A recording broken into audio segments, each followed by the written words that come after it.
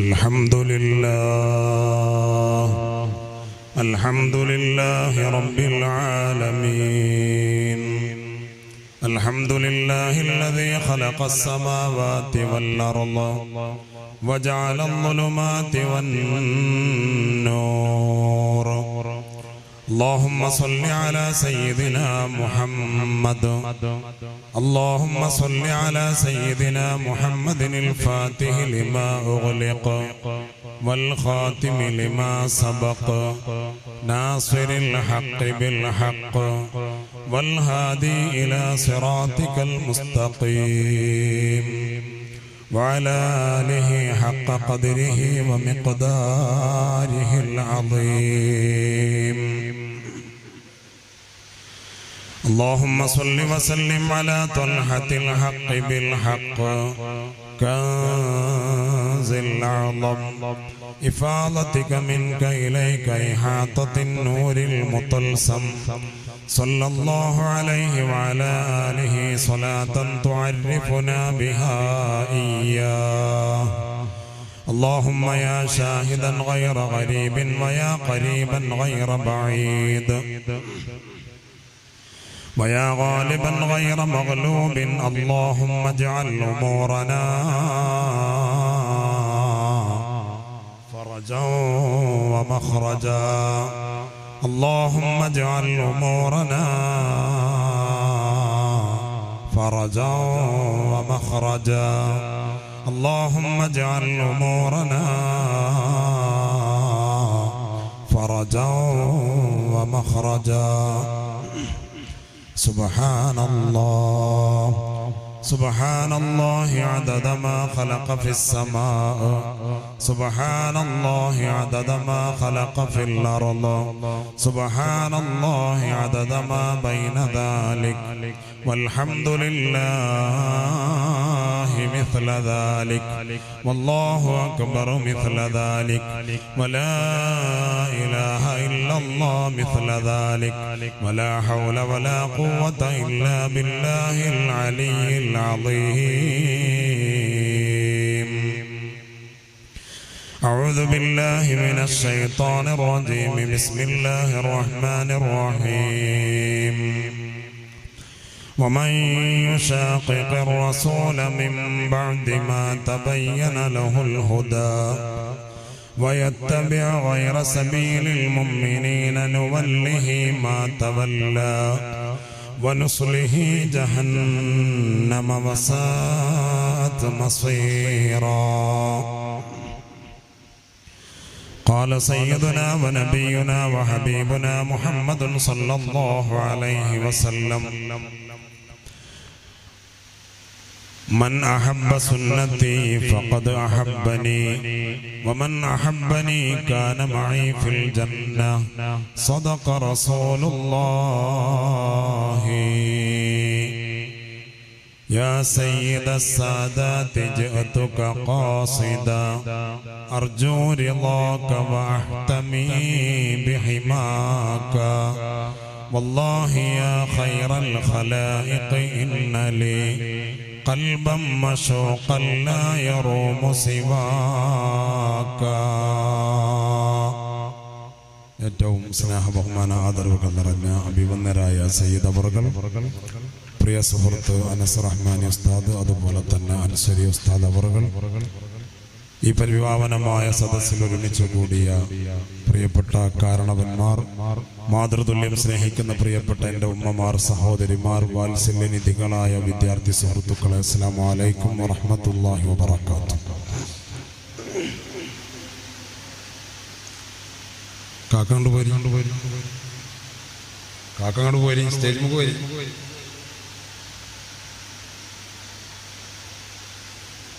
അല്ലാഹു സുബ്ഹാനഹു വ തആല നമ്മുടെ ഒരുമിച്ച് കൂടെ നമ്മിൽ നിന്ന് സ്വീകരിക്കട്ടെ.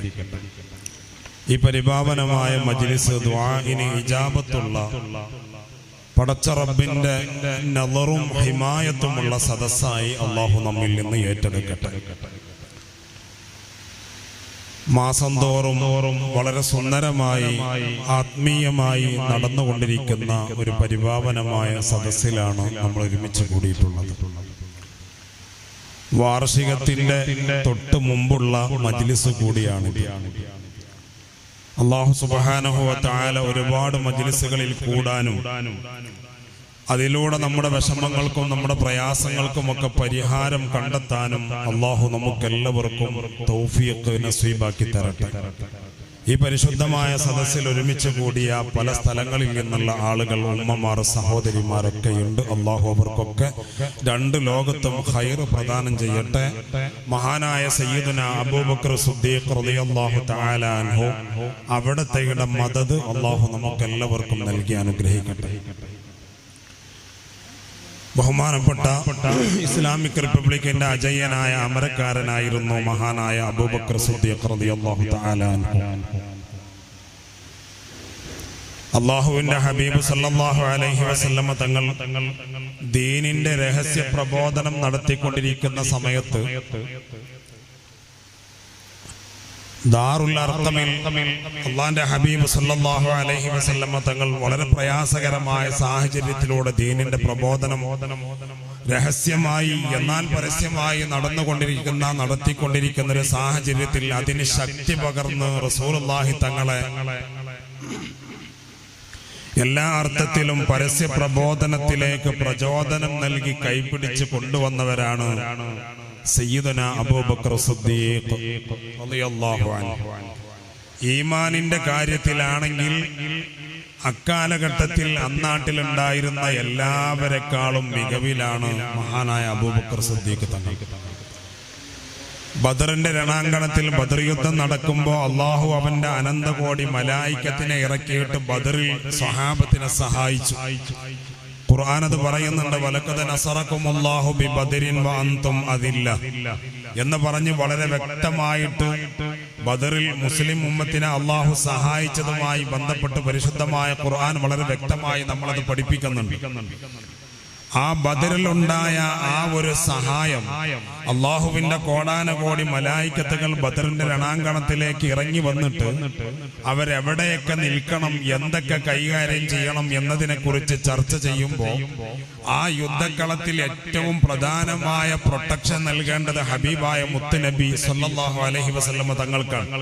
കാരണം അവിടെ നിന്നാണ് പരിശുദ്ധമായ ദീനിനെ പ്രബോധനം ചെയ്യുന്നത്. അവിടെ നിന്ന് കൊണ്ടുവന്ന ദീനിന്റെ പിന്നാലെയാണ് അക്കാലഘട്ടത്തിലെ കാട്ടാളന്മാരാകുന്ന അറബികൾ കൂടിയെന്ന് മുശ്രിക്കുകൾക്ക് പരാതിയുണ്ടായിരുന്നത്. അങ്ങനെ ഹബീബായ റസൂലുള്ളാഹി തങ്ങളെ വകവരുത്തണം എന്ന ചിന്തയോടെയാണ് ബദറിന്റെ യുദ്ധക്കളത്തിലേക്ക് വന്ന ശത്രു സമൂഹം മുഴുവനുമുള്ളത്. പക്ഷെ ബദറിന്റെ രണാങ്കണത്തിൽ ആ സ്വഹാബത്തിനെ സഹായിക്കാൻ വന്ന മലായിക്കത്തുകൾ പോലും പറയുന്നത് ഓരോ വിഭാഗം ആളുകൾ ഇന്ന സ്ഥലത്തൊക്കെ നിൽക്കണമെന്ന് പറയുമ്പോഴും ഹബീബായ മുത്തനബി സല്ലല്ലാഹു അലൈഹി വസല്ലമ തങ്ങൾക്ക് സ്വഹാബത്ത് താൽക്കാലികമായി നിർമ്മിച്ചു കൊടുത്ത കൂടാരത്തിന്റെ അടുത്തേക്ക് മലായിക്കത്തുകൾ പറയാണ്, അങ്ങോട്ട് നമ്മളാരും പോകേണ്ടതില്ല. റസൂലുള്ളാഹി തങ്ങളെയാണല്ലോ ഏറ്റവും കൂടുതൽ സുരക്ഷിതമായി നിർത്തേണ്ടത്. പക്ഷേ ആ സുരക്ഷയ്ക്ക് വേണ്ടി വന്ന മലായിക്കത്തുകൾ പോലും പറഞ്ഞു അങ്ങോട്ട് പോകേണ്ടതില്ല. കാരണം മറ്റൊന്നുമല്ല, റസൂലുള്ളാഹിന്റെ കൂടാരത്തിന് കാവൽ നിൽക്കുന്നത് സയ്യിദുനാ അബൂബക്കർ സിദ്ദീഖ് റളിയല്ലാഹു തആല അൻഹു. ബദറിന്റെ യുദ്ധക്കളത്തിലേക്ക് പുറപ്പെടുന്നതിന്റെ മുമ്പ് സഹാബത്ത് ഇങ്ങനെ കൂടിയിട്ട് ചർച്ച ചെയ്യാണ്. പലരും ഇങ്ങനെ ചർച്ച ചെയ്തുകൊണ്ടിരിക്കുമ്പോ അള്ളാന്റെ ഹബീബിന്റെ കൂടാരത്തിന് കാവൽ നിൽക്കുന്ന ജോലി ആര് ഏറ്റെടുക്കുമെന്നതിനെ കുറിച്ചുള്ള ചർച്ച ചെയ്യുമ്പോഴാണ് സിദ്ദീഖുൽ അക്ബർ തങ്ങൾ കടന്നു വരുന്നത്. ബഹുമാനപ്പെട്ടവരുടെ വഫാത്തിന്റെ ദിനമാണ് ഇന്ന്. അതുകൊണ്ടത് പറഞ്ഞു തുടങ്ങിയത്. ഈ ചർച്ച നടന്നുകൊണ്ടിരിക്കുമ്പോ സിദ്ദീഖുൽ അക്ബർ തങ്ങൾ കയറി വരുമ്പോ സ്വഹാബത്തിൽ നിന്ന് 2-3 ആളുകളൊക്കെ ഒരു സ്ഥലത്ത്, 4-5 പേരൊക്കെ വേറൊരു സ്ഥലത്ത് നിന്നുകൊണ്ട് ചർച്ച ചെയ്യുമ്പോ മഹാനായ അബൂബക്കർ സിദ്ദീഖ് തങ്ങൾ ഇസ്ലാമിക് റിപ്പബ്ലിക്കിന്റെ അജയ്യനായ അമരക്കാരൻ ഉമർ ഇബ്നുൽ ഖത്താബ് തങ്ങളെ വിളിച്ചുകൊണ്ട് ചോദിച്ചു, എന്തേ ബഹുമാനപ്പെട്ടവരെ നിങ്ങളെല്ലാവരും ചർച്ച ചെയ്യുന്നത് എന്താണ്? ബഹുമാനപ്പെട്ട ഉമർ ഇബ്നുൽ ഖത്താബ് തങ്ങൾ സിദ്ദീഖ് തങ്ങളോട് പറഞ്ഞു, റസൂലുള്ളാഹിന്റെ കൂടാരത്തിന് ആര് കാവൽ നിൽക്കുമെന്നതാണ് ചർച്ച ചെയ്യുന്നത്. പലരോടും അത് പറയുന്നുണ്ട്. പലരും പറഞ്ഞു ഇല്ല, സാധ്യമല്ല. പക്ഷേ ഞങ്ങൾ ചർച്ച ചെയ്യുന്നത് ആ കാര്യമാണെന്നറിഞ്ഞപ്പോൾ റസൂലുള്ളാഹി സ്വല്ലല്ലാഹു അലൈഹി വസല്ലം തങ്ങളുടെ സന്തത സഹചാരിയായ സിദ്ദീഖ് തങ്ങൾ പറഞ്ഞു, ആ പണി ഞാൻ ചെയ്തോളാം, നിങ്ങൾ ആരും അത് ചർച്ച ചെയ്യേണ്ടതില്ല. കാരണം അവിടെ നിൽക്കാൻ അല്പം ചങ്കൂറ്റം ആവശ്യമാണ്. ശത്രുക്കൾ ഏത് സമയവും കണ്ണുവെച്ചിരിക്കുന്നതാണല്ലോ റസൂലുള്ളാഹിന്റെ കൂടാരം. അവിടെ നിൽക്കാൻ മഹാനായ അബൂബക്കർ സിദ്ദീഖ് തങ്ങൾ തയ്യാറാവുകയാണ്. അതാണ് സഹോദരങ്ങളെ, വെള്ളിയാഴ്ച പള്ളികളിൽ നിന്ന് നിങ്ങൾ കേട്ടിട്ടുണ്ടാകുമല്ലോ, ഖുതുബ നിർവഹിക്കുന്ന സമയത്ത് ഖതീബ് ഓതിത്തരുന്നത് നിങ്ങൾ കേട്ടിട്ടില്ലേ? അവ്വലു മൻ ആമന ബി അബൂബക്കർ വ അവ്വലു മൻ صدقني أبو بكر وأول من زوجني أبو بكر وأول من يحشر معي يوم القيامة أبو بكر. ഇസ്ലാമിക് റിപ്പബ്ലിക്കിന്റെ അജയ്യനായ അമരക്കാരനായ മഹാനായ അബൂബക്കർ സിദ്ദീഖ് തങ്ങൾ കടന്നു വന്നിട്ടുണ്ടല്ലോ. അതിന്റെ മുന്നേയും ഹബീബായ തങ്ങൾക്ക് താങ്ങും തണലുമായിട്ടല്ലേ സിദ്ദീഖ് തങ്ങൾ പ്രവർത്തിച്ചത്. അതുകൊണ്ടാണ് അബൂബക്കർ സിദ്ദീഖ് തങ്ങൾ പരിശുദ്ധമായ ഇസ്ലാമിന് നൽകിയ സംഭാവനകൾ വളരെ വലുതാണ്.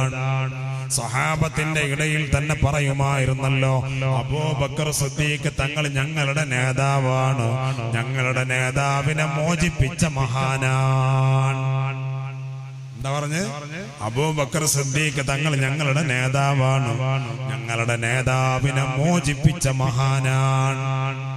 മഹാനായ അബൂബക്കർ സിദ്ദീഖ് റളിയല്ലാഹു തആല അൻഹു ബഹുമാനപ്പെട്ടവർ ഒരുപാട് നന്മയാർന്ന പ്രവർത്തനങ്ങൾ ലോകത്തിന് അന്ന് നൽകിയ സംഭാവനകൾ ഇന്നോളം ലോകത്ത് ജീവിച്ചു കൊണ്ടിരിക്കുകയാണ്.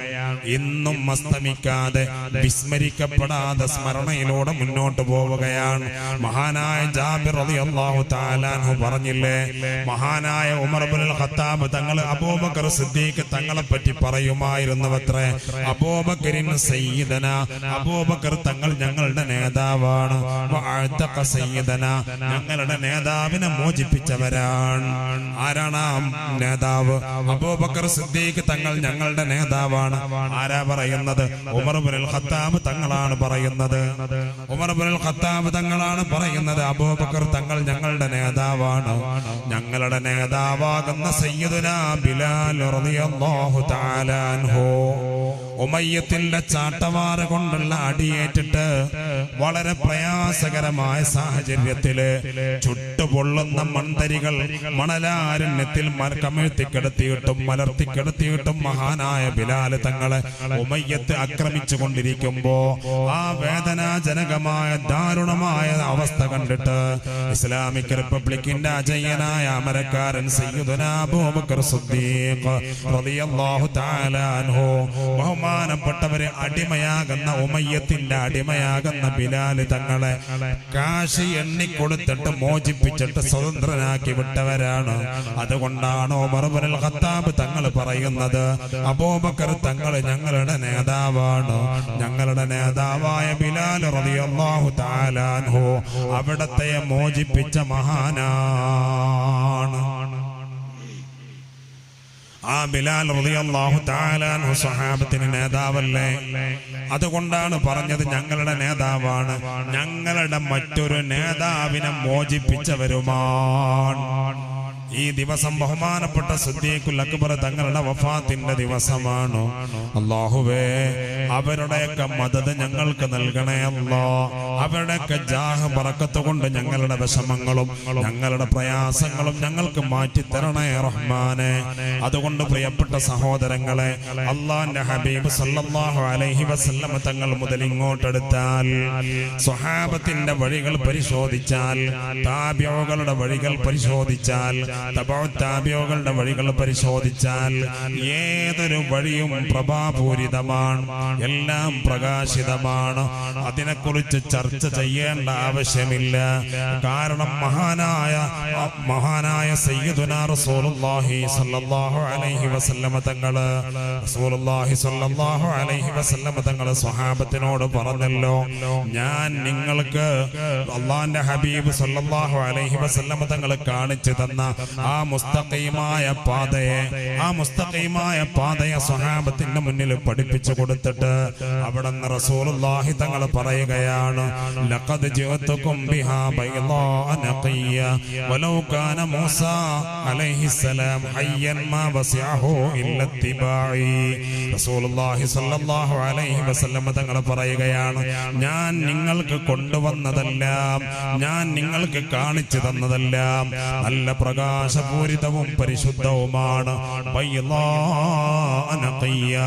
റസൂലുള്ളാഹി തങ്ങൾ സ്വഹാബത്തിന്റെ മുന്നിൽ ഒരു വര വരച്ചിട്ട് പറഞ്ഞല്ല, സ്വഹാബ ഇതെന്റെ മുസ്തഖീമായ പാതയാണ്, ഇതെന്റെ നേരായ മാർഗമാകുന്നു. ആ മാർഗത്തെ കുറിച്ചാണ് റസൂലുള്ളാഹി തങ്ങൾ പറഞ്ഞത്. നല്ല പ്രകാശിതമായ പ്രഭാപൂരിതമായ സംശുദ്ധമായ വഴിയാണ്, ഇതിൽ യാതൊരു കളങ്കവുമില്ല. വർത്തമാന കാലഘട്ടത്തിൽ ജീവിക്കുന്ന ആളുകൾ നമ്മുടെ കാരണവന്മാരായി അനുഷ്ഠിച്ചു പോന്നിരുന്ന പല സംഗതികളും ശിർക്കിലേക്കും കുഫറിലേക്കും ആപതിക്കുമ്പോ, അതിനെ കൂപ്പുകുത്തിക്കൊണ്ടിരിക്കുമ്പോ, സഹോദരങ്ങളെ 1500 കൊല്ലങ്ങൾക്ക് മുമ്പ് ഹബീബായ റസൂലുള്ളാഹി തങ്ങൾ പഠിപ്പിക്കുകയാണ്, ഞാൻ നിങ്ങളിലേക്ക് കൊണ്ടുവന്നതെല്ലാം പ്രകാശിതമാണ്, സംശുദ്ധമാണ്, വളച്ചു കെട്ടുകൾക്കിടയില്ലാത്ത, അർത്ഥശങ്കക്കിടയില്ലാത്ത വിധം സംശുദ്ധമായ വഴികളാണ്. മാത്രമല്ല, വലൗകാന മൂസാ ഹയ്യ, മൂസ നബി അലൈഹിസ്സലാം എങ്ങാനും ഇന്ന് ജീവിച്ചിരിക്കുന്നുവെങ്കിൽ എന്റെ മാർഗത്തെ പിന്തുടരുകയല്ലാതെ മൂസാ നബി അലൈഹിസ്സലാമിന് വേറൊരു വഴിയും ഇല്ലായിരുന്നു. അഥവാ അത്രത്തോളം എന്റെ പൂർവികന്മാരാകുന്ന ആളുകൾക്ക് പോലും തുടരാൻ പറ്റുന്ന വിധത്തിലാണ് ഞാൻ കൊണ്ടുവന്ന പരിശുദ്ധമായ ദീനി എന്ന് സയ്യിദുനാ റസൂലുള്ളാഹി സ്വല്ലല്ലാഹു അലൈഹി വസല്ലം. ചിന്തിച്ചോ കണികൾ, അത്രമേൽ സംശുദ്ധമാണ്, അത്രമേൽ പരിശുദ്ധമാണ്. അതുകൊണ്ടാണല്ലോ പ്രിയപ്പെട്ടവരെ, അള്ളാന്റെ ഹബീബ് കൊണ്ടുവന്ന വിഷയങ്ങളെ കുറിച്ചും നമ്മൾ ചർച്ച ചെയ്യേണ്ടതില്ല. കാരണം പരിശുദ്ധമായ ഖുർആൻ തന്നെ നമ്മളോട് പറഞ്ഞത്, വമാ യന്തിഖു അനിൽ ഹവാ ഇൻ ഹുവ ഇല്ലാ വഹ്യുൻ യൂഹാ. റസൂലുള്ള കൊണ്ടുവന്നതെല്ലാം സത്യമാണോ എന്ന് നമ്മൾ ശങ്കിക്കേണ്ടതില്ല. അവിടെ നിന്നാണല്ലോ പറഞ്ഞത്, വമാ യന്തിഖു അനിൽ ഹവാ. ഒന്നും റസൂലുള്ളാഹി തങ്ങൾ സ്വന്തം ഇഷ്ടപ്രകാരമോ അവിടത്തെ എന്തെങ്കിലും ഒരു താല്പര്യത്തിനോ വേണ്ടി പറഞ്ഞിട്ടില്ല. ഇൻ ഹുവ ഇല്ലാ വഹ്യുൻ യൂഹാ.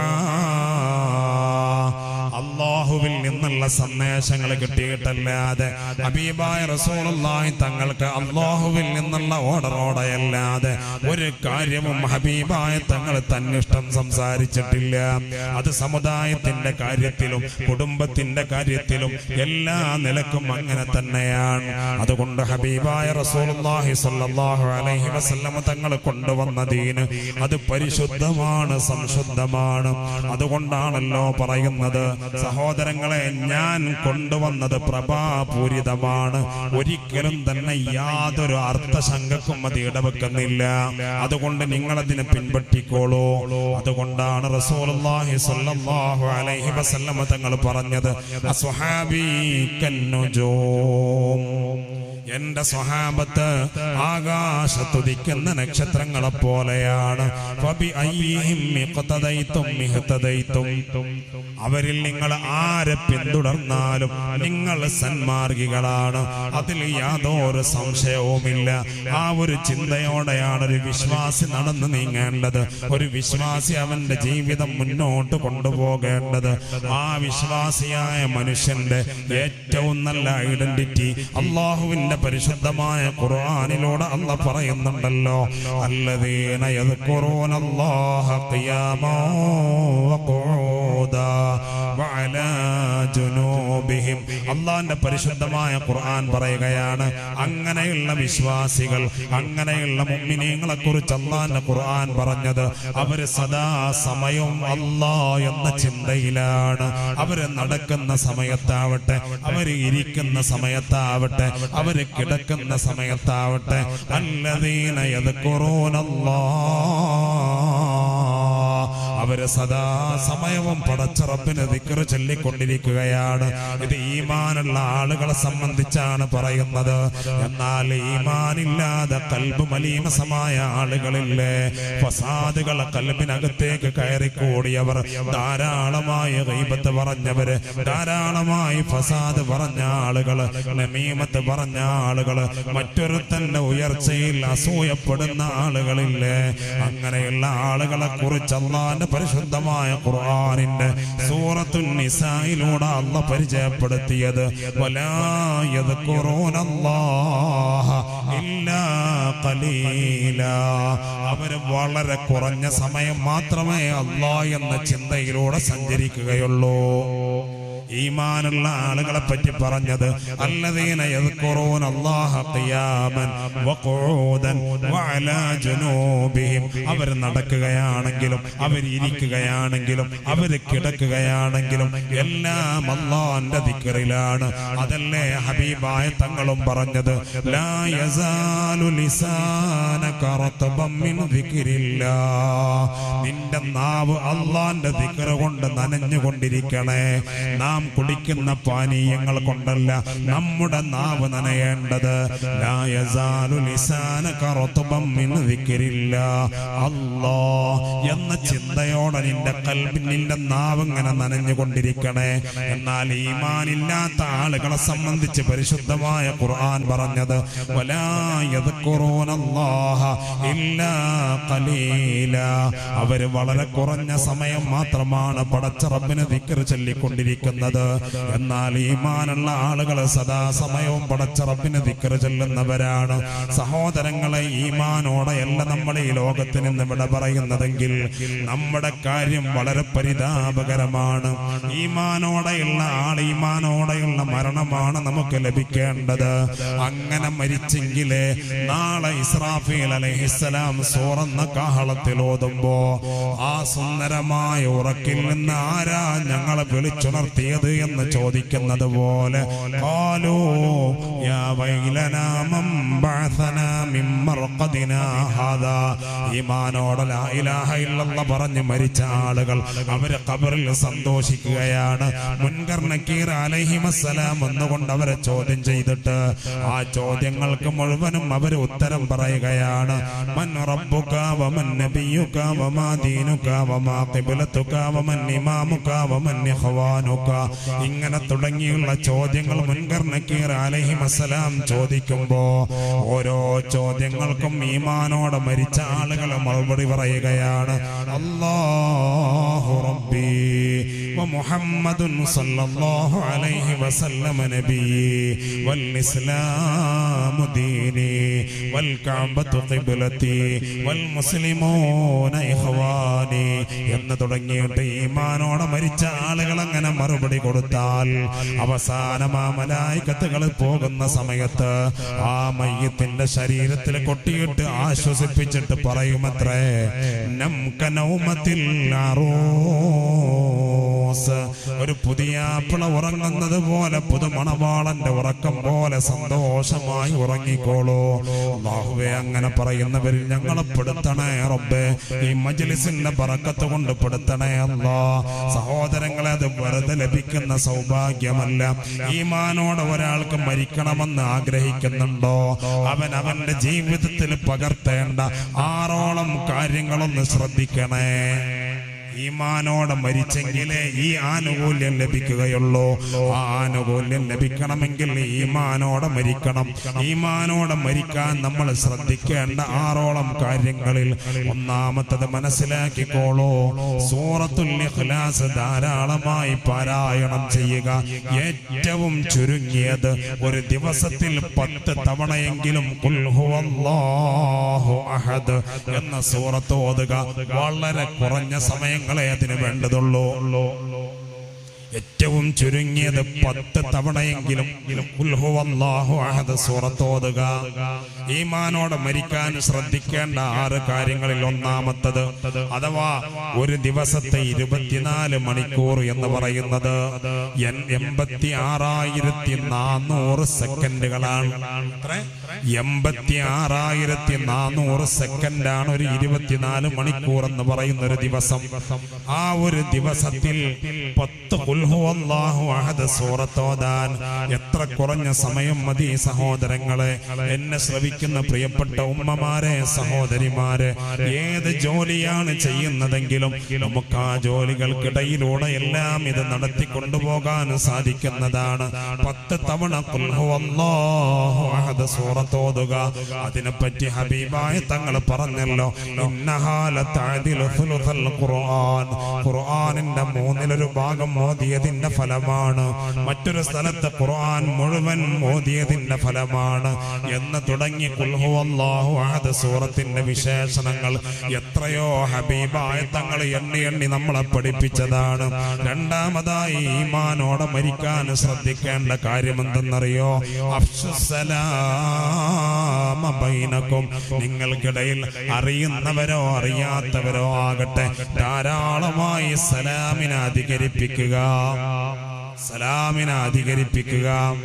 സലാം പറയാത്ത ആളുകളെ കാണുമ്പോ മലക്കുകൾ പരസ്പരം പറയുമത്രേ, ഇതെന്തൊരു മനുഷ്യനാണ്, എന്താണ് അയാൾക്കൊന്ന് സലാം പറഞ്ഞൂടെ എന്ന് മലക്കുകൾ പോലും പരസ്പരം ചർച്ച ചെയ്യുമെന്നാണ്.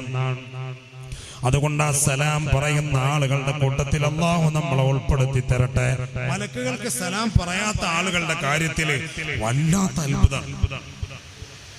അവരിങ്ങനെ ചർച്ച ചെയ്യുന്നതാണ്, എന്താണ് അയാൾ സലാം പറയാത്ത? കാരണം സലാം പറയലിന്റെ വിശേഷണവും അതിന്റെ പരിശുദ്ധിയും അത്രത്തോളം ഉണ്ട് എന്നാണ് ഇത് മനസ്സിലാക്കേണ്ടത്. അഫ്ശുസ്സലാമ ബൈനക്കും. നിങ്ങൾക്കിടയിൽ സലാമിനെ ധാരാളമായി പരത്തിക്കൊണ്ടിരിക്കുക. ധാരാളമായി സലാമിനെ നിങ്ങൾ വാരി വിതറിക്കൊണ്ടിരിക്കുക. ഈമാനോടെ മരിക്കാനുള്ള ശ്രദ്ധിക്കേണ്ട രണ്ടാമത്തെ കാര്യമാണ്. മൂന്നാമത്തതോ, ഇന്ന് നമ്മൾ നമ്മുടെ മക്കൾക്കൊക്കെ ആ ശീലങ്ങളെ പഠിപ്പിക്കുന്നതിൽ നിന്ന് വളരെ പുറകിലാണ്. നമ്മുടെ മക്കൾ നമ്മളോട് സലാം പറയും വീട്ടിൽ നിന്ന് പോകുമ്പോൾ, പക്ഷെ നമ്മുടെ മാതാപിതാക്കളോട് സലാം പറയും. പക്ഷെ പുറത്തിറങ്ങി മറ്റുള്ളവരോട് സലാം പറയും, മാതാപിതാക്കളോട് പറയൂല. അതിൽ നിന്നൊക്കെ പരമാവധി മാറ്റം സൃഷ്ടിച്ച് കൊണ്ടുവരണം നമ്മൾ. ആ സലാം കൊണ്ടുണ്ടാകുന്ന നേട്ടം ഒരു മനുഷ്യന്റെ ജീവിതം അവസാനിക്കുമ്പോ അവൻ ഈമാനോടെ മരിക്കാൻ അത് കാരണമാകുന്നു. ആ ഒരു സലാം പറച്ചിലിലൂടെ മറ്റുള്ളവരോട് പറയാനുള്ളൊരു പ്രചോദനവും അവനക്ക് ലഭിക്കുകയാണ്. സലാമിനെ ധാരാളമായി അധികരിപ്പിക്കണേ. മാത്രമല്ല ആ ഒരു സലാം കൊണ്ട്, സലാം എന്ന് പറയുന്ന ആ ഒരു സംഭവം ഒരുപാട് പ്രശ്നങ്ങൾക്കുള്ള പരിഹാരമാണ്. കാലങ്ങളായിട്ട് നമ്മളോട് മിണ്ടാതെ നടക്കുന്ന ഒരാളെ കണ്ടാൽ അസ്സലാമു അലൈക്കും എന്ന് പറഞ്ഞാൽ കൽബിനകത്ത് ഈമാനിന്റെ ഒരു മൈക്രോ മൈന്യൂട്ടെങ്കിലും ഉണ്ട് എന്നുണ്ടെങ്കിൽ ഓൻ സലാം അടക്കും, ഓന്റെ പ്രശ്നം അതോടെ തീരും. പക്ഷെ കൽബ് കറുത്ത് കാഠിന്യമായ ആളാണെങ്കിലോ ചിലപ്പോൾ അത് മടക്കിക്കൊള്ളുന്നില്ല. അതിനെക്കുറിച്ച് നിങ്ങൾ സങ്കടപ്പെടും വേണ്ട. അപ്പൊ സലാം ധാരാളമായി അധികരിപ്പിച്ചാൽ അത് ഈമാനോടെ മരിക്കാൻ കാരണമാകുന്നു എന്ന ഒന്നാമത്തെ കാര്യം എന്താണ്? ഈമാനോടെ മരിക്കാൻ ശ്രദ്ധിക്കേണ്ടത് ഏറ്റവും ചുരുങ്ങിയത് 10 ഖുൽ ഹുവല്ലാഹു അഹദ് സൂറത്ത്. രണ്ടാമത്തത് സലാമിനെ അധികരിപ്പിക്കുക. മൂന്നാമതായി ഈമാനോടെ മരിക്കാൻ ശ്രദ്ധിക്കേണ്ട കാര്യം എന്താണ്? ദുആ ബഅദൽ വുളൂ. വുളൂഇന്റെ ശേഷമുള്ള ദുആഇനെ പതിവാക്കുക. എപ്പോഴൊക്കെ വുളൂ ചെയ്യുന്നുണ്ടോ ആ വുളൂ ചെയ്യുന്ന സമയത്തൊക്കെ വുളൂ കഴിഞ്ഞാൽ ആ വുളൂഇന്റെ ശേഷമുള്ള ആ ദുആ ചെയ്യാം. നമ്മളൊരു അവസ്ഥ ചിന്തിച്ചോക്കാം നിങ്ങൾ. ആ ദുആ ചെയ്യുന്നവനക്ക് സ്വർഗത്തിന്റെ 8 കവാടങ്ങൾ തുറന്നു കൊടുക്കുകയും ഇഷ്ടമുള്ളതിലൂടെ കയറാൻ അല്ലാഹു അനുവാദം കൊടുക്കുകയും ചെയ്യുന്നു. എന്നിട്ട് നമുക്കതിന് നേരമില്ല. ഇത്ര ഗ്യാരണ്ടി അള്ളാഹു പറഞ്ഞിട്ടും നമുക്കതിന് സമയമില്ലല്ലോ. നമ്മൾ ഓരോരുത്തരെടുത്തോക്കാ നിങ്ങൾ, നമുക്ക് നമ്മളെ സമയത്തിനാണ് ഭയങ്കരമായ വാല്യൂ കണക്കാക്കുന്നത്, സ്വർഗത്തിന്റെ കവാടത്തിനൊന്നല്ല. അപ്പോ ഈമാനോടെ മരിക്കണമെങ്കിൽ ശ്രദ്ധിക്കേണ്ട മൂന്നാമത്തെ കാര്യം വുളൂഇന്റെ ശേഷമുള്ള ദുആ ആണ്. ആ ദുആഇനെ പറ്റിയാണല്ലോ. അഥവാ നമ്മൾ ഏറ്റവും സ്ഥാനമില്ലാത്തത് എന്ന് കണക്കാക്കുന്നത് ഇക്കാരം നാളെ അവിടെ രക്ഷപ്പെടാൻ ചിലപ്പം കാരണമാവുക. അതുകൊണ്ടാണ് വുളൂഇന്റെ ശേഷമുള്ള ദുആഇന് സ്വർഗത്തിന്റെ 8 വാതിലുകളും തുറന്നു വെക്കുകയും ഇഷ്ടമുള്ളതിലൂടെ കടക്കാൻ അവനോട് അല്ലാഹു കൽപ്പിക്കുകയും ചെയ്യുന്നു. അത് അത്രയും ഗ്യാരണ്ടിയാണ്. എന്നിട്ട് പോലും നമുക്കത് നിർവഹിക്കാനുള്ള മനസ്സ് വരുന്നില്ല എന്നതാണ് സത്യം. ആ ദുആ പടച്ച റബ്ബിന്റെ ദർബാറിലേക്ക് കൈകൾ ഉയർത്തിയിട്ട് വുളൂ ചെയ്ത ശേഷം നമ്മൾ ദുആ ചെയ്താൽ അല്ലാഹുമ്മ ജഅൽനി മിനത് തവ്വാബീന വജഅൽനി മിനൽ മുതതഹിരീൻ എന്ന് തുടങ്ങുന്ന ആ ദുആ ചെയ്തു കഴിഞ്ഞാൽ സ്വർഗ്ഗത്തിന്റെ 8 വാതിലും നമുക്ക് വേണ്ടി തുറന്നു വെക്കുമെന്നാണ്. നമ്മൾ സ്വർഗം നമുക്ക് തുറന്നു തരാമെന്ന് പറഞ്ഞിട്ട് പോലും നമ്മൾ എത്രത്തോളം അതിൽ ശ്രദ്ധിക്കുന്നുണ്ട് നോക്കണിങ്ങൾ. അല്ലാഹു നമുക്ക് നല്ല ബോധം തരട്ടെ.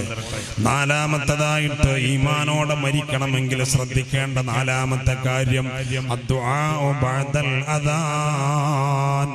അഥവാ ഞാൻ ഇന്ന് പറയുന്ന ഈ 6 കാര്യങ്ങളും നല്ല ഒരു ശതമാനം നമ്മൾ തീരെ പരിഗണിക്കാത്ത കാര്യങ്ങളാണ്. ഇത് ഈമാനോടെ മരിക്കാൻ നമുക്ക് കാരണമാണ്. അങ്ങനെ മരിച്ചാലേ ഖബറിൽ സുന്ദരമായി കിടക്കാൻ നമുക്ക് സാധിക്കുകയുള്ളൂ. 4ാമതായി ഈമാനോടെ മരിക്കാൻ ശ്രദ്ധിക്കേണ്ടത് അദ്ദുആഉ ബഅദൽ അദാൻ. ബാങ്ക് കൊടുത്ത് കഴിഞ്ഞ ഉടനെയുള്ള ദുആ. അവിടെ നമ്മൾ ശ്രദ്ധിക്കേണ്ട ഒരു കാര്യമുണ്ട്. നമ്മളെല്ലാവരും അല്ലാഹുവിന്റെ ഹബീബിന് വേണ്ടി ദുആ ചെയ്യും. എപ്പോ? ആ ബാങ്കിന്റെ ശേഷമുള്ള ദുആയിൽ അല്ലാഹുവിന്റെ ഹബീബ് പറഞ്ഞതാണ്, എനിക്ക് വേണ്ടി നിങ്ങൾ വസീലയെ ചോദിക്കണേ.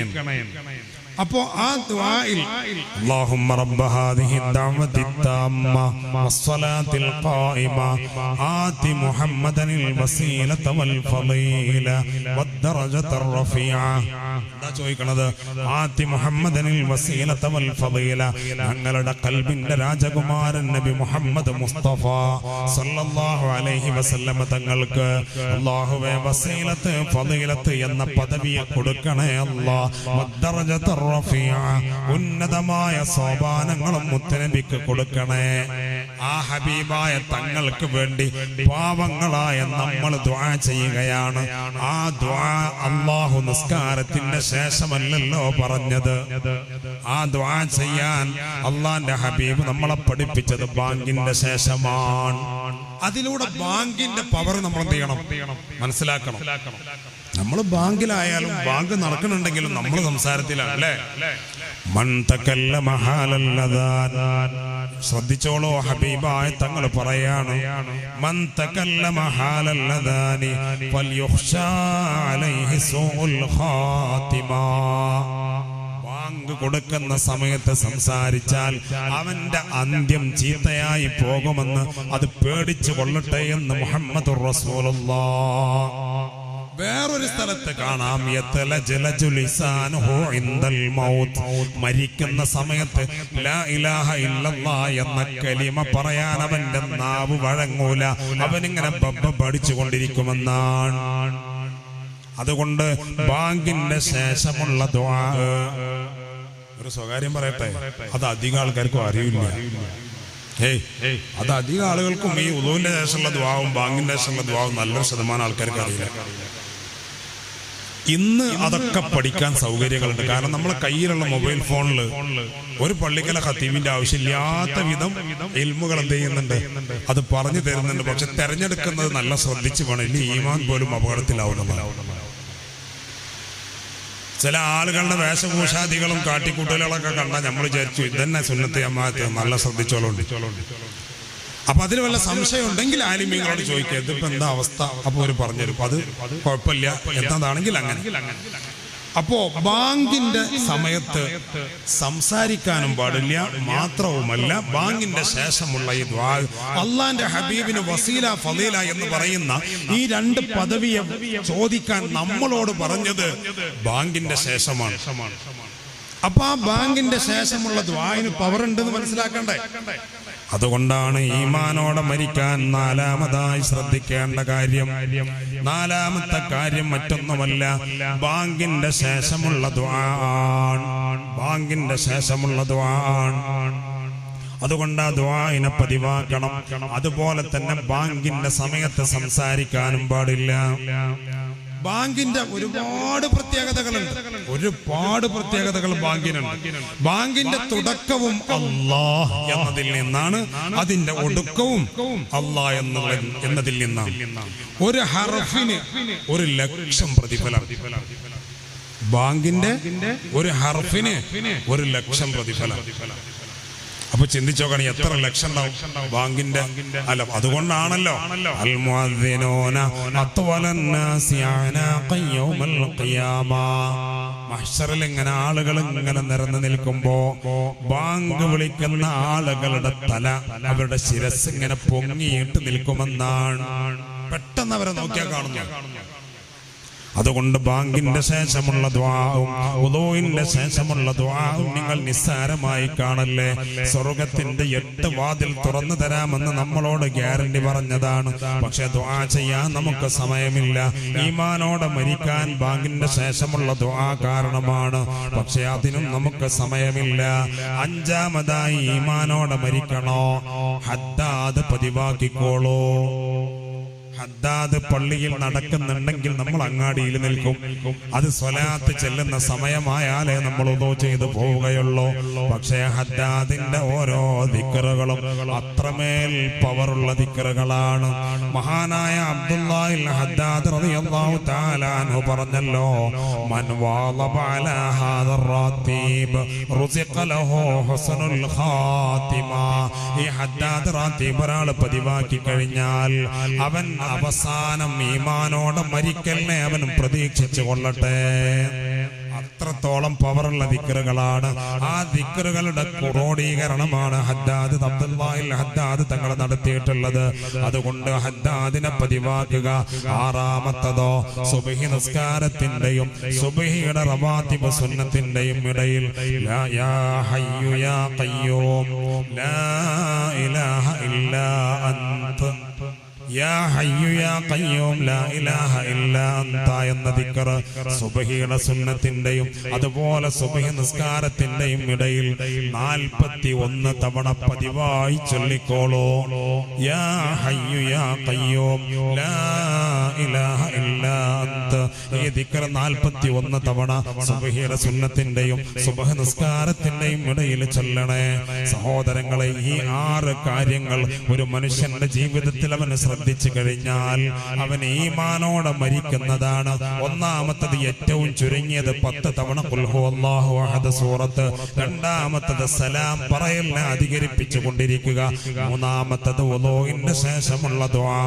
സ്വർഗത്തിന്റെ 8 വാതിലുകളും തുറന്നു തരാനത് കാരണമാണ്. 4-മത്തതോ ബാങ്കിന്റെ ശേഷമുള്ള ദുആ. ആ ദുആയിലൂടെയാണ് ഹബീബായ മുത്തനബി തങ്ങൾക്ക് വേണ്ടി നമ്മൾ ദുആ ചെയ്യുന്നത്. ആതി മുഹമ്മദനിൽ വസീലത വൽ ഫളീല.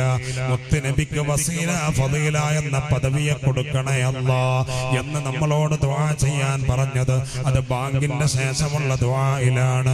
അതുകൊണ്ട് ബാങ്കിന്റെ ശേഷമുള്ള ദുആ അത് പതിവാക്കിക്കൊണ്ടിരിക്കുക.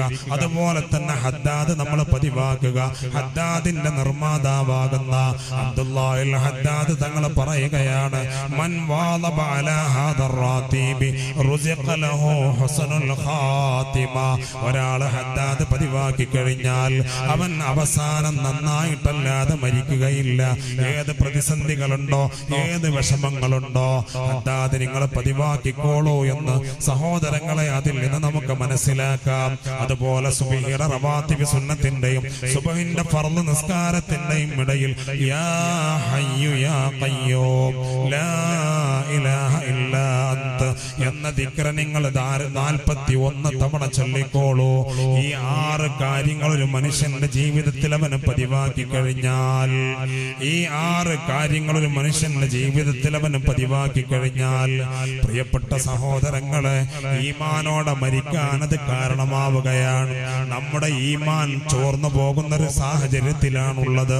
നമ്മൾ ഈമാനിന്റെ വീര്യം കുറഞ്ഞവരാണ്, ആഖിറുസ്സമാനിൽ ജീവിക്കുന്നവരാണ്. റസൂലുള്ളാഹി തങ്ങൾ 1500 കൊല്ലങ്ങൾക്ക് മുമ്പ് സ്വഹാബത്തിനോട് പറഞ്ഞല്ലോ, സ്വഹാബാ യൂഷിക്കുൽ ഉമമു അൻ തദാ അലൈക്കും കമാ തദാ അൽ അഖലതു ഇലാ ഖസാതിഹാ. എല്ലാ വിഭാഗം ആളുകളും മുസ്ലിം ഉമ്മത്തിന്റെ നേരെ കുതിര കയറുന്ന ഒരു കാലഘട്ടം വരാനുണ്ട്. റസൂലുള്ളാഹി തങ്ങളിത് പറഞ്ഞപ്പോ സ്വഹാബത്ത് ചോദിച്ചു, നബിയേ വമിൻ ഖില്ലത്തിൻ നഹ്നു യൗമൈദി യാ റസൂലല്ലാഹ്, അന്ന് ഞങ്ങൾ വളരെ കുറഞ്ഞ ആളുകളെ ഉണ്ടാവുകയുള്ളൂ. ഞങ്ങൾ ആളുകൾ കുറവായത് കൊണ്ടാണോ മറ്റെല്ലാ ആളുകളും മുസ്ലിം ഉമ്മത്തിന്റെ നേരേക്ക് തിരിയുന്നത്? സ്വഹാബത്തിനോട് റസൂലുള്ളാഹി പറഞ്ഞു, അല്ല സ്വഹാബാ, ബൽ യൗമൈദിൻ കസീർ, നിങ്ങൾ അന്ന് ധാരാളം ആളുകൾ ഉണ്ടാവും. പക്ഷേ വലാകിന്നകും ഔസാഉൻ കൗസാഇസ്സൈൽ, അതിശക്തമായ മഴ പെയ്തിട്ട് മലയിൽ നിന്ന് വെള്ളമിറങ്ങി പുഴയിലൂടെ കുത്തിയൊഴുകുമ്പോ ആ മലവെള്ളപ്പാച്ചിലിൽ ഒഴുകുന്ന ചണ്ടികൾ നിങ്ങൾ കണ്ടിട്ടില്ലേ? ആ വെള്ളം എങ്ങോട്ടാണോ പോകുന്നത് അങ്ങോട്ട് തന്നെയാണ് ആ ചണ്ടികളും പോയിക്കൊണ്ടിരിക്കുക. അങ്ങനത്തെ ഒരു വിഭാഗം ചപ്പ് ചവറുകളായി നിങ്ങൾ മാറിപ്പോകുന്നതാണ്. മാത്രമല്ല വലയൻസിഅന്നല്ലാഹു മിൻ സുദൂരി അദുവിക്കുമുൽ മഹാബത മിൻകും, നിങ്ങളുടെ ശത്രുക്കളുടെ മനസ്സിൽ നിന്ന് നിങ്ങളെ കുറിച്ചുള്ള പേടിയെ അള്ളാഹു എടുത്ത് കളയുന്നതാണ്. നമ്മുടെ ഭരണാധികാരികൾ, നമ്മുടെ രാജ്യത്തിന്റെ ഭരണാധികാരികൾ ഒന്നിനു പുറകെ മറ്റൊന്നായി കൊണ്ട് നമ്മുടെ സമാധാനം നഷ്ടപ്പെടുത്തിക്കൊണ്ടിരിക്കുകയാണ്. എന്നാൽ അത് ഈ നൂറ്റാണ്ടിൽ സംഭവിക്കുന്നതാണെങ്കിൽ 1500 കൊല്ലങ്ങൾക്ക് മുമ്പ് മദീനയുടെ രാജാവ് മുഹമ്മദ് മുസ്തഫ സല്ലല്ലാഹു അലൈഹി വസല്ലം തങ്ങൾ വ്യക്തമായി നമ്മളെ പഠിപ്പിച്ചതാണ്. ഇതെല്ലാം വരാനുണ്ട്. വലയൻസിഅന്നല്ലാഹു മിൻ സുദൂരി അദുവിക്കുമുൽ മഹാബത മിൻകും, നിങ്ങളുടെ ശത്രുക്കളുടെ മനസ്സിൽ നിന്ന് നിങ്ങളെ കുറിച്ചുള്ള പേടിയെ അല്ലാഹു എടുത്തു കളയുന്നതാണ്. നമ്മളെ കുറിച്ചുള്ള പേടി ശത്രുക്കളുടെ മനസ്സിൽ നിന്ന് അല്ലാഹു എടുത്തു കളയും. മാത്രമല്ല അല്ലാഹുവിന്റെ ഹബീബ് പറയാണ്, വലയഖദിഫന്നല്ലാഹു ഫീ ഖുലൂബിഹിമുൽ വഹന, നിങ്ങളുടെ ഖൽബിൽ വഹന് എന്ന് പറയുന്ന ഒരു രോഗത്തെ ഇട്ടു തരികയും നമ്മുടെ മറുപക്ഷത്തുള്ള ശത്രുക്കളുടെ മനസ്സിൽ നമ്മളെ കുറിച്ചുള്ള പേടിയെ അല്ലാഹു എടുത്തു കളയുകയും ചെയ്താൽ നമ്മളെ കൊണ്ട് എന്തും ചെയ്യാമെന്ന് അവരുടെ മനസ്സിലേക്ക് തോന്നിപ്പോവുകയാണ്. ഈ വഹന് എന്ന് പറയുന്ന ഒരു രോഗം അത് നമ്മുടെ കൽബിലിട്ട് തന്നാൽ പിന്നെ നമ്മൾ ഈമാനികമായിട്ട് പുറകോട്ട് വരികയാണ്. സ്വഹാബത്ത് അത്ഭുതത്തോടെ ചോദിച്ചു, യാ റസൂലല്ലാഹ് വമൽ വഹ്നു യാ ഹബീബല്ലാഹ്, എന്താണ് നബിയെ വഹനെന്ന് പറയാമോ? അല്ലാഹുവിന്റെ ഹബീബ് പറഞ്ഞു, സ്വഹാബാ ഹുബ്ബുദ്ദുനിയാ വകറാഹിയത്തുൽ മൗത്ത്, മരണത്തോടുള്ള അടങ്ങാത്ത ഇഷ്ടമാണ്, മരണത്തോടുള്ള അടങ്ങാത്ത പ്രേമമാണ്. എങ്ങനെയാണെങ്കിലും മരണത്തോടുള്ള അടങ്ങാത്ത വെറുപ്പാണ്.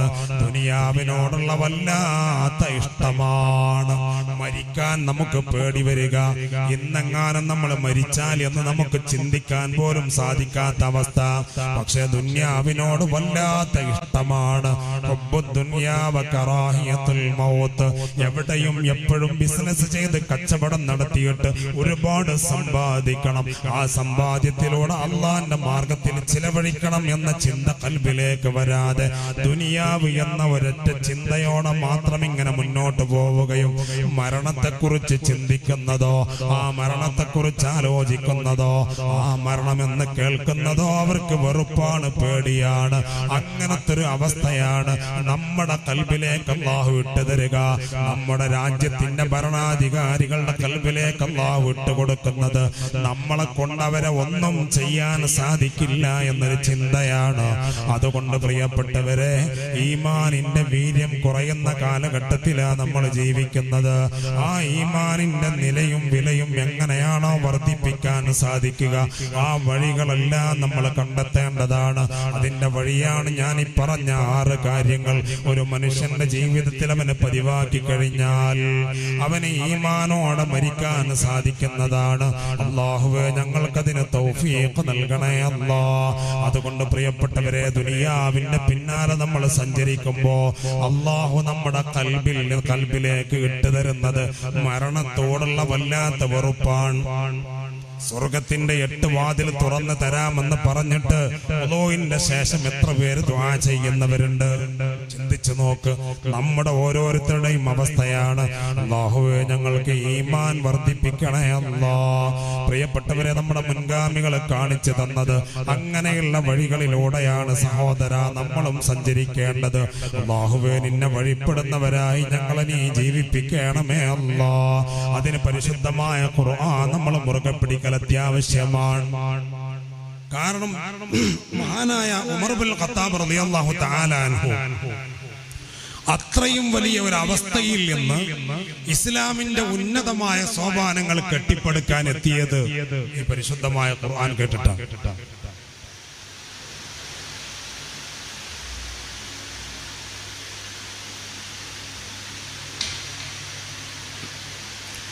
ആ ഖുർആൻ തന്നെയാണ് ഇന്നും നമ്മളും എന്ത് ചെയ്യുന്നത്, ഓതിക്കൊണ്ടിരിക്കുന്നത്. പക്ഷേ നമുക്ക് മാറ്റങ്ങൾ ഉണ്ടാകുന്നില്ല എന്നുള്ളത്. മാറ്റമുണ്ടാക്കാൻ നമുക്ക് സാധിക്കണം. കാരണം അല്ലാഹുവിന്റെ പരിശുദ്ധ ഖുർആൻ എല്ലാത്തിനും മതിയാകുന്നതാണ്. നമ്മളത് കയ്യിൽ പിടിക്കുന്നുണ്ട്, നമ്മൾ ഓതുന്നുണ്ട്. നോക്കിയും അല്ലാതെയും നമ്മൾ പരിശുദ്ധമായ ഖുർആൻ പാരായണം ചെയ്യുന്നവരാണ്. എന്നാലോ നമുക്ക് യാതൊരു പ്രയാസവുമില്ല, നമുക്ക് യാതൊരു പ്രശ്നങ്ങളും ഉണ്ടായിട്ടില്ല. പക്ഷേ അല്ലാഹുവിന്റെ പരിശുദ്ധമായ ഖുർആൻ തന്നെ പറയുന്നുണ്ടല്ലോ, ലൗ അൻസൽനാ ഹാദൽ ഖുർആന അലാ ജബലിൻ ലറഅയ്തഹു ഖാശിഅൻ മുതസദ്ദിഅൻ മിൻ ഖശിയത്തില്ലാഹ്. ആ പരിശുദ്ധമായ ഖുർആനെങ്ങാനും ഒരു പർവ്വതത്തിന്റെ മുകളിലാണ് അല്ലാഹു അവതരിപ്പിച്ചതെങ്കിൽ ലറഅയ്തഹു ഖാശിഅൻ മുതസദ്ദിഅൻ മിൻ ഖശിയത്തില്ലാഹ്, അല്ലാഹുവിനെ കുറിച്ചുള്ള പേടി കൊണ്ട് ആ ഏത് പർവ്വതത്തിന്റെ മുകളിലാണോ പരിശുദ്ധമായ ഖുർആൻ അവതരിച്ചതെങ്കിൽ ആ പർവ്വതം കിടുകിടാ വിറക്കുന്നത് നമുക്ക് കാണാമായിരുന്നു. അതുകൊണ്ട് പ്രിയപ്പെട്ടവരെ, പരിശുദ്ധമായ ഖുർആനുമായി ബന്ധപ്പെട്ട് ജീവിക്കുക. ഒരു കുടുംബത്തിന്റെ കെട്ടുറപ്പ്, ഒരു കുടുംബത്തിന്റെ ഈമാനികമായ സാഹചര്യം വളരുന്നത് അത് ആരിലൂടെയാണ്? ഒരു കുടുംബത്തിന്റെ ഈമാനികമായ സാഹചര്യങ്ങൾ ഏറ്റവും കൂടുതൽ വളരാൻ സഹായകമാകുന്നത് കുടുംബത്തിലെ പെണ്ണിന്റെ അടുക്കൽ നിന്നാണ്, ഉമ്മമാരിൽ നിന്നാണ്, സഹോദരിമാരിൽ നിന്നാണ്. നമ്മളെല്ലാവരും അന്നം തേടി പോകുന്നവരാണ്. പക്ഷേ നമ്മുടെ കുടുംബത്തിൽ മക്കൾ ഏറ്റവും കൂടുതൽ സമയം ചെലവഴിക്കുന്നത് നമ്മുടെ ഉമ്മയുടെ കൂടെയാണ്, നമ്മുടെ ഭാര്യമാരുടെ കൂടെയാണ് നമ്മുടെ മക്കൾ സമയം ചെലവഴിക്കുന്നത്. അവരുടെ എല്ലാ കാര്യങ്ങളും, അവരുടെ സ്വഭാവവും, അവരുടെ സംസ്കാരവും, അവരുടെ ഉന്നമനവും എല്ലാം ഉയർത്തെഴുന്നേൽക്കേണ്ടത് തന്റെ ഭാര്യയിൽ നിന്നാണ്, അഥവാ സഹോദരിയിൽ നിന്നാണ്, സ്ത്രീകളിൽ നിന്നാണ്. അതുകൊണ്ട് തന്നെ സ്ത്രീകൾ വളരെ ശ്രദ്ധിക്കേണ്ടതുണ്ട്. അല്ലാഹുവിന്റെ ഹബീബ് സല്ലല്ലാഹു അലൈഹി വസല്ലം തങ്ങൾ ഒരുപാട് കാര്യങ്ങൾ നമുക്ക് പഠിപ്പിച്ചു തന്നിട്ടുണ്ട്. മഹാനാകുന്ന ഇമാം ഗസാലി തങ്ങള് അതിനെക്കുറിച്ച് വളരെ വ്യക്തമായി വിശദീകരിച്ച് നമുക്ക് പഠിപ്പിച്ചു തന്നിട്ടുണ്ട്. ഈ സ്ത്രീയിൽ നിന്നാണ് കുടുംബത്തിന്റെ കെട്ടുറപ്പും ഭദ്രതയും ഈമാനികമായ സാഹചര്യങ്ങളും ഉണ്ടാകേണ്ടത്. അതുകൊണ്ട് തന്നെ ആ ഉമ്മയെ നോക്കിയിട്ട് പഠിക്കാൻ ഉതകുന്ന വിധത്തിലുള്ള ഉമ്മയായിരിക്കണം ഉമ്മ. അല്ലാതെ പ്രസവിച്ചു അവരെ വളർത്തി എന്നതിൽ ഒരു ഉമ്മയാവുക എന്നത് നിൽക്കുന്നില്ല. കാരണം അതിനേക്കാൾ കൂടുതൽ 8, 10, 15 കുഞ്ഞുങ്ങൾ ഒരൊറ്റ പ്രസവത്തിലൂടെ പ്രസവിക്കുകയും പാലൂട്ടി വളർത്തുകയും ചെയ്യുന്ന എത്രയോ ജീവികൾ നമ്മുടെ ചുറ്റുമുണ്ട്. ഒരു ഉമ്മ യഥാർത്ഥത്തിൽ ഉമ്മയായിരിക്കണം എന്നുള്ളതാണ്. മഹാനാകുന്ന ഇമാം ഗസാലി തങ്ങള് സഹോദരിമാരെ ശ്രദ്ധിച്ചോളൂ. അതുകൂടി പറഞ്ഞ് ഞാൻ അവസാനിപ്പിക്കുകയാണ്. നമ്മുടെ കുടുംബ ജീവിതത്തിൽ വളരെ സന്തോഷകരമായ സാഹചര്യങ്ങൾ ഉണ്ടാവൽ അനിവാര്യമാണ്. എങ്കിലേ നമ്മുടെ ജീവിതത്തിൽ സന്തോഷങ്ങൾ നിലനിൽക്കുകയുള്ളൂ, നമ്മുടെ മക്കളിൽ സന്തോഷങ്ങൾ നിലനിൽക്കുകയുള്ളൂ. പക്ഷെ അത് എന്തുകൊണ്ടാണ് ഇമാം ഗസാലി തങ്ങൾ സഹോദരിമാരെ തന്നെ വളരെ ശ്രദ്ധയോടെ ഉണർത്തുന്നതെന്നറിയോ? ഒരു കുടുംബത്തിന്റെ സാഹചര്യങ്ങൾ കെട്ടിപ്പടുക്കുന്നതിൽ സ്ത്രീ എന്ന് പറയുന്നത് നല്ല കഴിവ് തെളിയിക്കുന്ന, സാന്നിധ്യം അറിയിക്കുന്നവളാണ്. 10 സ്വഭാവക്കാരായിട്ടാണ് സ്ത്രീകളെ ഇമാം ഗസാലി തങ്ങൾ പരിചയപ്പെടുത്തുന്നത്. ആ 10 സ്വഭാവത്തെയും 10 ജീവികളോടാണ് ഇമാം ഗസാലി തങ്ങൾ ഉപമിച്ചത്. 10 ജീവികളോടാണ് ഈ 10 സ്വഭാവങ്ങളെയും ഉപമിച്ചത്. ആ ജീവികളിൽ എല്ലാം നമ്മുടെ ജീവിതത്തിൽ പകർത്താൻ പറ്റുന്നതല്ല, എല്ലാം നമ്മുടെ ജീവിതത്തിൽ പകർത്താൻ പറ്റുന്നതല്ല. ഒന്ന് മാത്രമേ ആ 10 നിന്ന് നമ്മുടെ ജീവിതത്തിൽ പകർത്താൻ പറ്റുന്നതുള്ളൂ. ബാക്കിയെല്ലാം മോശമുള്ള സ്വഭാവമാണ്. വിശദീകരിക്കുന്നില്ല. ഒന്നാമതായിട്ട് ഇമാം ഗസാലി തങ്ങൾ പറയുകയാണ്, സഹോദരിമാരുടെ സ്വഭാവത്തെ പറ്റി പറഞ്ഞപ്പോൾ ഞാൻ ഈ മജ്ലിസിലേക്ക് നിങ്ങളെ വിളിച്ചു വരുത്തിയിട്ട് നിങ്ങളെ വല്ലതും പറയുകയാണ് എന്ന് ചിന്തിക്കരുത്. ഇമാം ഗസാലി തങ്ങൾ തന്നെ ഇഹ്യാ ഉലൂമുദ്ദീനിൽ പറയുകയാണ്, ആദതുഹാ കആദത്തിൽ ഖിൻസീർ. ഞാൻ ഈ 10 സ്വഭാവങ്ങളെയും 10 ജീവികളെയും വിശദീകരിച്ചു കഴിയുമ്പോ ഓരോരുത്തരും നെഞ്ചത്ത് കൈവച്ചൊന്ന് ചിന്തിക്കണേ. എന്റെ ഭാര്യ അതിൽ പെടുമോ? എന്റെ സഹോദരി അതിൽ പെടുമോ? ഓരോ സഹോദരിമാരും ശ്രദ്ധിക്കണം, ഞാൻ അതിൽ പെടുമോ എന്ന് ചിന്തിക്കേണ്ടതുണ്ട്. ഒന്നാമതായി ഇമാം ഗസാലി തങ്ങൾ പറഞ്ഞത് ആദതുഹാ കആദത്തിൽ ഖിൻസീർ. ഒന്നാമത്തെ പെണ്ണിന്റെ പ്രത്യേകത അത് പന്നിയുടെ സ്വഭാവമാണ്. എന്തേ പന്നിക്ക് പ്രശ്നമെന്നറിയോ? ഒന്നാമത്തത് അത് മുഗല്ലദായ നജസാണ്. രണ്ടാമത്തത് നിന്റെ സ്വഭാവം വളരെ മോശമാണ്. അത് ആഹാരം കഴിക്കാൻ തന്നെ ഇഷ്ടപ്പെടുന്നത് മ്ലേച്ഛമായ വസ്തുക്കളിൽ നിന്നാണ്. ശരീരം ശുദ്ധി ഉണ്ടാകണമെന്ന് യാതൊരു നിർബന്ധവും പന്നി എന്ന് പറയുന്ന ജീവിക്കില്ല. അതിനാകെ ഒരു ഡിമാൻഡേ ഉള്ളൂ, കുറെ തിന്നണം, കുറെ വെള്ളം കുടിക്കണം, കുറെ വിസർജിക്കണം, കുറെ ഉറങ്ങണം. ഇതല്ലാത്ത വേറൊരു ഡ്യൂട്ടിയും ആർക്കില്ല, പന്നി എന്ന് പറയുന്ന ജീവിക്കില്ല. എന്നാൽ പ്രിയപ്പെട്ട സഹോദരങ്ങളെ, അവരുടെ ഏറ്റവും വലിയ പ്രത്യേകത എന്താണ്? ആ പന്നിയുടെ സ്വഭാവമുള്ള സ്ത്രീകളുടെ ഏറ്റവും ഒന്നാമത്തെ പ്രത്യേകത വലാ തഹ്തമ്മു ബിദ്ദീൻ. അവർ ദീനിന്റെ നിയമങ്ങൾക്ക് യാതൊരു വിലയും കൽപ്പിക്കാറില്ല. നിസ്കാരത്തിന്റെ കാര്യത്തിൽ അവർ ശ്രദ്ധിക്കാറില്ല. മക്കളെ നിസ്കരിപ്പിക്കുന്ന കാര്യത്തിലും ഭർത്താവിനെ നിസ്കരിപ്പിക്കുന്ന കാര്യത്തിലും അവർ ശ്രദ്ധിക്കാറില്ല. മക്കൾക്ക് പരിശുദ്ധമായ ദീനെ പഠിപ്പിക്കുന്നതിലും അവർക്ക് വിദ്യാഭ്യാസം നൽകുന്നതിലും അവർക്ക് അള്ളാന്റെ ദീനാകുന്ന മദ്രസ വിദ്യാഭ്യാസം നൽകുന്നതിലുമൊന്നും അവർ യാതൊരു ശ്രദ്ധയും കാണിക്കാറില്ല. അവർക്ക് ഖുർആൻ പഠിപ്പിച്ചു കൊടുക്കാനുള്ള സമയം ആ ഉമ്മമാര് സഹോദരിമാര് കണ്ടെത്താറില്ല. അങ്ങനത്തെ ഒരു ജീവിതം നയിക്കുന്ന സഹോദരിമാരും നമ്മുടെ കൂട്ടത്തിലുണ്ട്. അല്ലാഹുവേ, അവർക്കൊക്കെ നല്ല ബോധം നൽകണേ അല്ലാ. അല്ലാഹുവേ, ഞങ്ങളെ നീ ഇഷ്ടപ്പെട്ട അടിമകളുടെ കൂട്ടത്തിൽ പെടുത്തണേ അല്ലാ. അതുകൊണ്ട് ഒന്നാമത്തത് പന്നിയുടെ സ്വഭാവം പോലെയുള്ള സ്വഭാവമാണ്. അഥവാ മലീമസമായ വസ്തുക്കളിൽ നിന്നാണ് ഭക്ഷണം കഴിക്കാറുള്ളത്, മലീമസമായ ആഹാരങ്ങളാണ് കഴിക്കാറുള്ളത്. അവർക്ക് നല്ലത് കഴിക്കണമെന്നോ നല്ലത് ധരിക്കണമെന്നൊന്നും ഉണ്ടാവില്ല. ഒരു വിരുന്ന് പോവുകയാണെങ്കിൽ ഉള്ളതിൽ ഏറ്റവും മുന്തിയ വസ്ത്രം ധരിക്കും. എന്നാൽ ഖുർആൻ പറഞ്ഞത് തന്റെ ഭർത്താവിന്റെ മുന്നിലാണ് സൗന്ദര്യം മുഴുവനും പ്രദർശിപ്പിക്കേണ്ടത്. അത് എന്താ നിങ്ങളോട് പറയാ, DNA പരിശോധന നടത്തിയാൽ പോലും ആ മാക്സി വാങ്ങിയെന്ന് എന്തേന്ന് അതിന്റെ കളർന്ന് കിട്ടൂല. അങ്ങനത്തെ ഒന്നിട്ടാണ് പോവാ. അത് മത്തി നന്നാക്കുകയാണെങ്കിലും മീൻ നന്നാക്കുകയാണെങ്കിലും ഇവിടെ ഒരു തുടക്കലും തുടച്ചിട്ട് ഒരു പോക്കുണ്ട്. അപ്പൊ ഏത് സമയത്തും നല്ല സംശുദ്ധമായ സാഹചര്യങ്ങളിലൂടെ മാതാപിതാക്കൾ ജീവിക്കുമ്പോൾ, പ്രത്യേകിച്ച് ഉമ്മ ജീവിക്കുമ്പോൾ, അതിലൂടെ ഒരു പ്രത്യേകമായ തർബിയത്ത്, ഒരു എന്താ പറയാ സംസ്കരണം നമ്മുടെ മക്കൾക്ക് കിട്ടുന്നു എന്നുള്ളതാണ്. അപ്പൊ ഒന്നാമത്തത് ആദതുഹാ കആദത്തിൽ ഖിൻസീർ ഫലാ തഹ്തമ്മു ബിദ്ദീൻ. അവര് ദീനിനെ തീരെ പരിഗണിക്കാറേയില്ല. പക്ഷെ ഒരൊറ്റ കാര്യമുള്ളൂ, പേരിൽ മുസ്ലിമൈക്കാരം. പേരുകൊണ്ട് എന്തേക്കാരം മുസ്ലിമൈക്കാരം. നിസ്കാരം ഉണ്ടാവില്ല, നല്ല ഭക്ഷണം ഉണ്ടാവില്ല, പല രീതിയിലായിരിക്കും അവര്.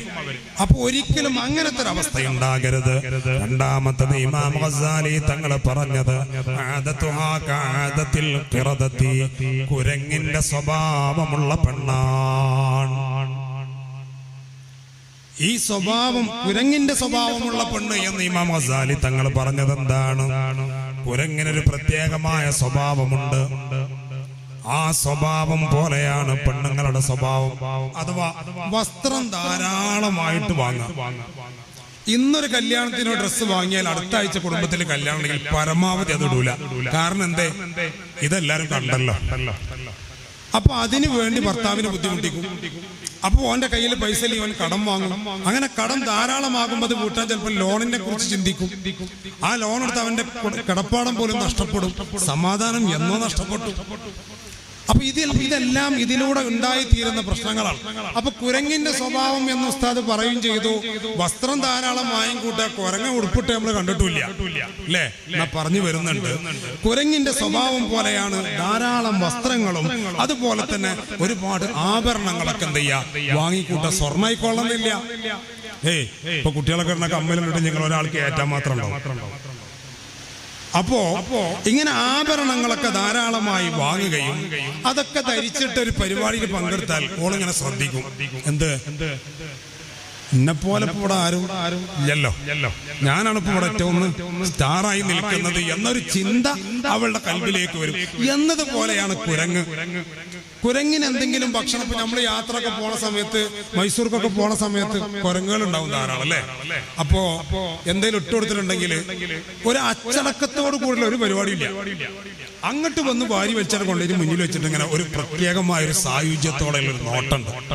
ആ നോട്ടം അവന്റെ മനസ്സിന്റെ അഹങ്കാരത്തെയാണ് പുറത്തേക്ക് തരുന്നത്. എനിക്ക് കിട്ടിയല്ലോ, എന്നാ ഒന്നും കിട്ടാതെ അപ്പുറത്ത് ഒരാൾ ഇരിക്കണ്ട, ഒരു പീസ് കൊടുക്കുന്നൊരു മനസ്സെന്ത് ചെയ്യൂല, ഉണ്ടാവൂല. അപ്പോ കുരങ്ങിന്റെ സ്വഭാവമുള്ള പെണ്ണാണ്.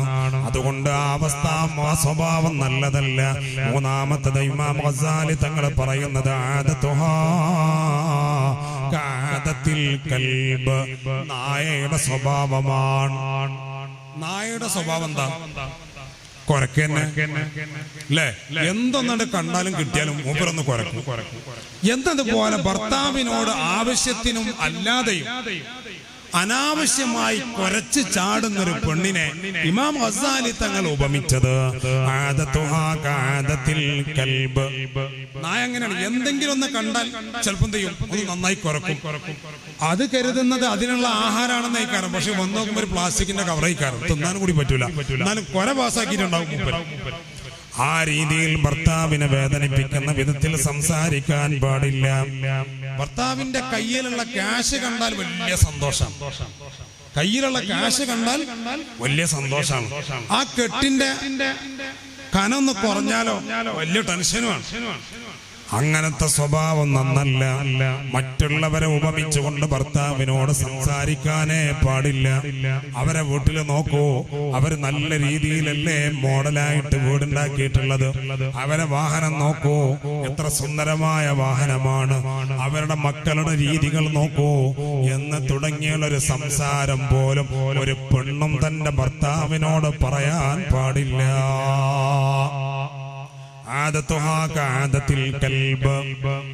അതുകൊണ്ട് സഹോദരങ്ങളെ, നമ്മളെ ശ്രദ്ധിക്കുക. മറ്റൊരാളിലേക്കും ചേർത്തി പറയരുത്. അത് നായയുടെ സ്വഭാവമാണ്. നാലാമത്തെ സ്വഭാവം ഇമാം ഗസാലി തങ്ങൾ പറയുന്നത് പാമ്പിന്റെ സ്വഭാവമുള്ള പെണ്ണാണ്. എന്താ പാമ്പിന്റെ സ്വഭാവം? പാമ്പ് വരുന്നത് പോലും ഒരാളും അറിയുന്ന വിധത്തിൽ ശബ്ദം ഉണ്ടാവൂല.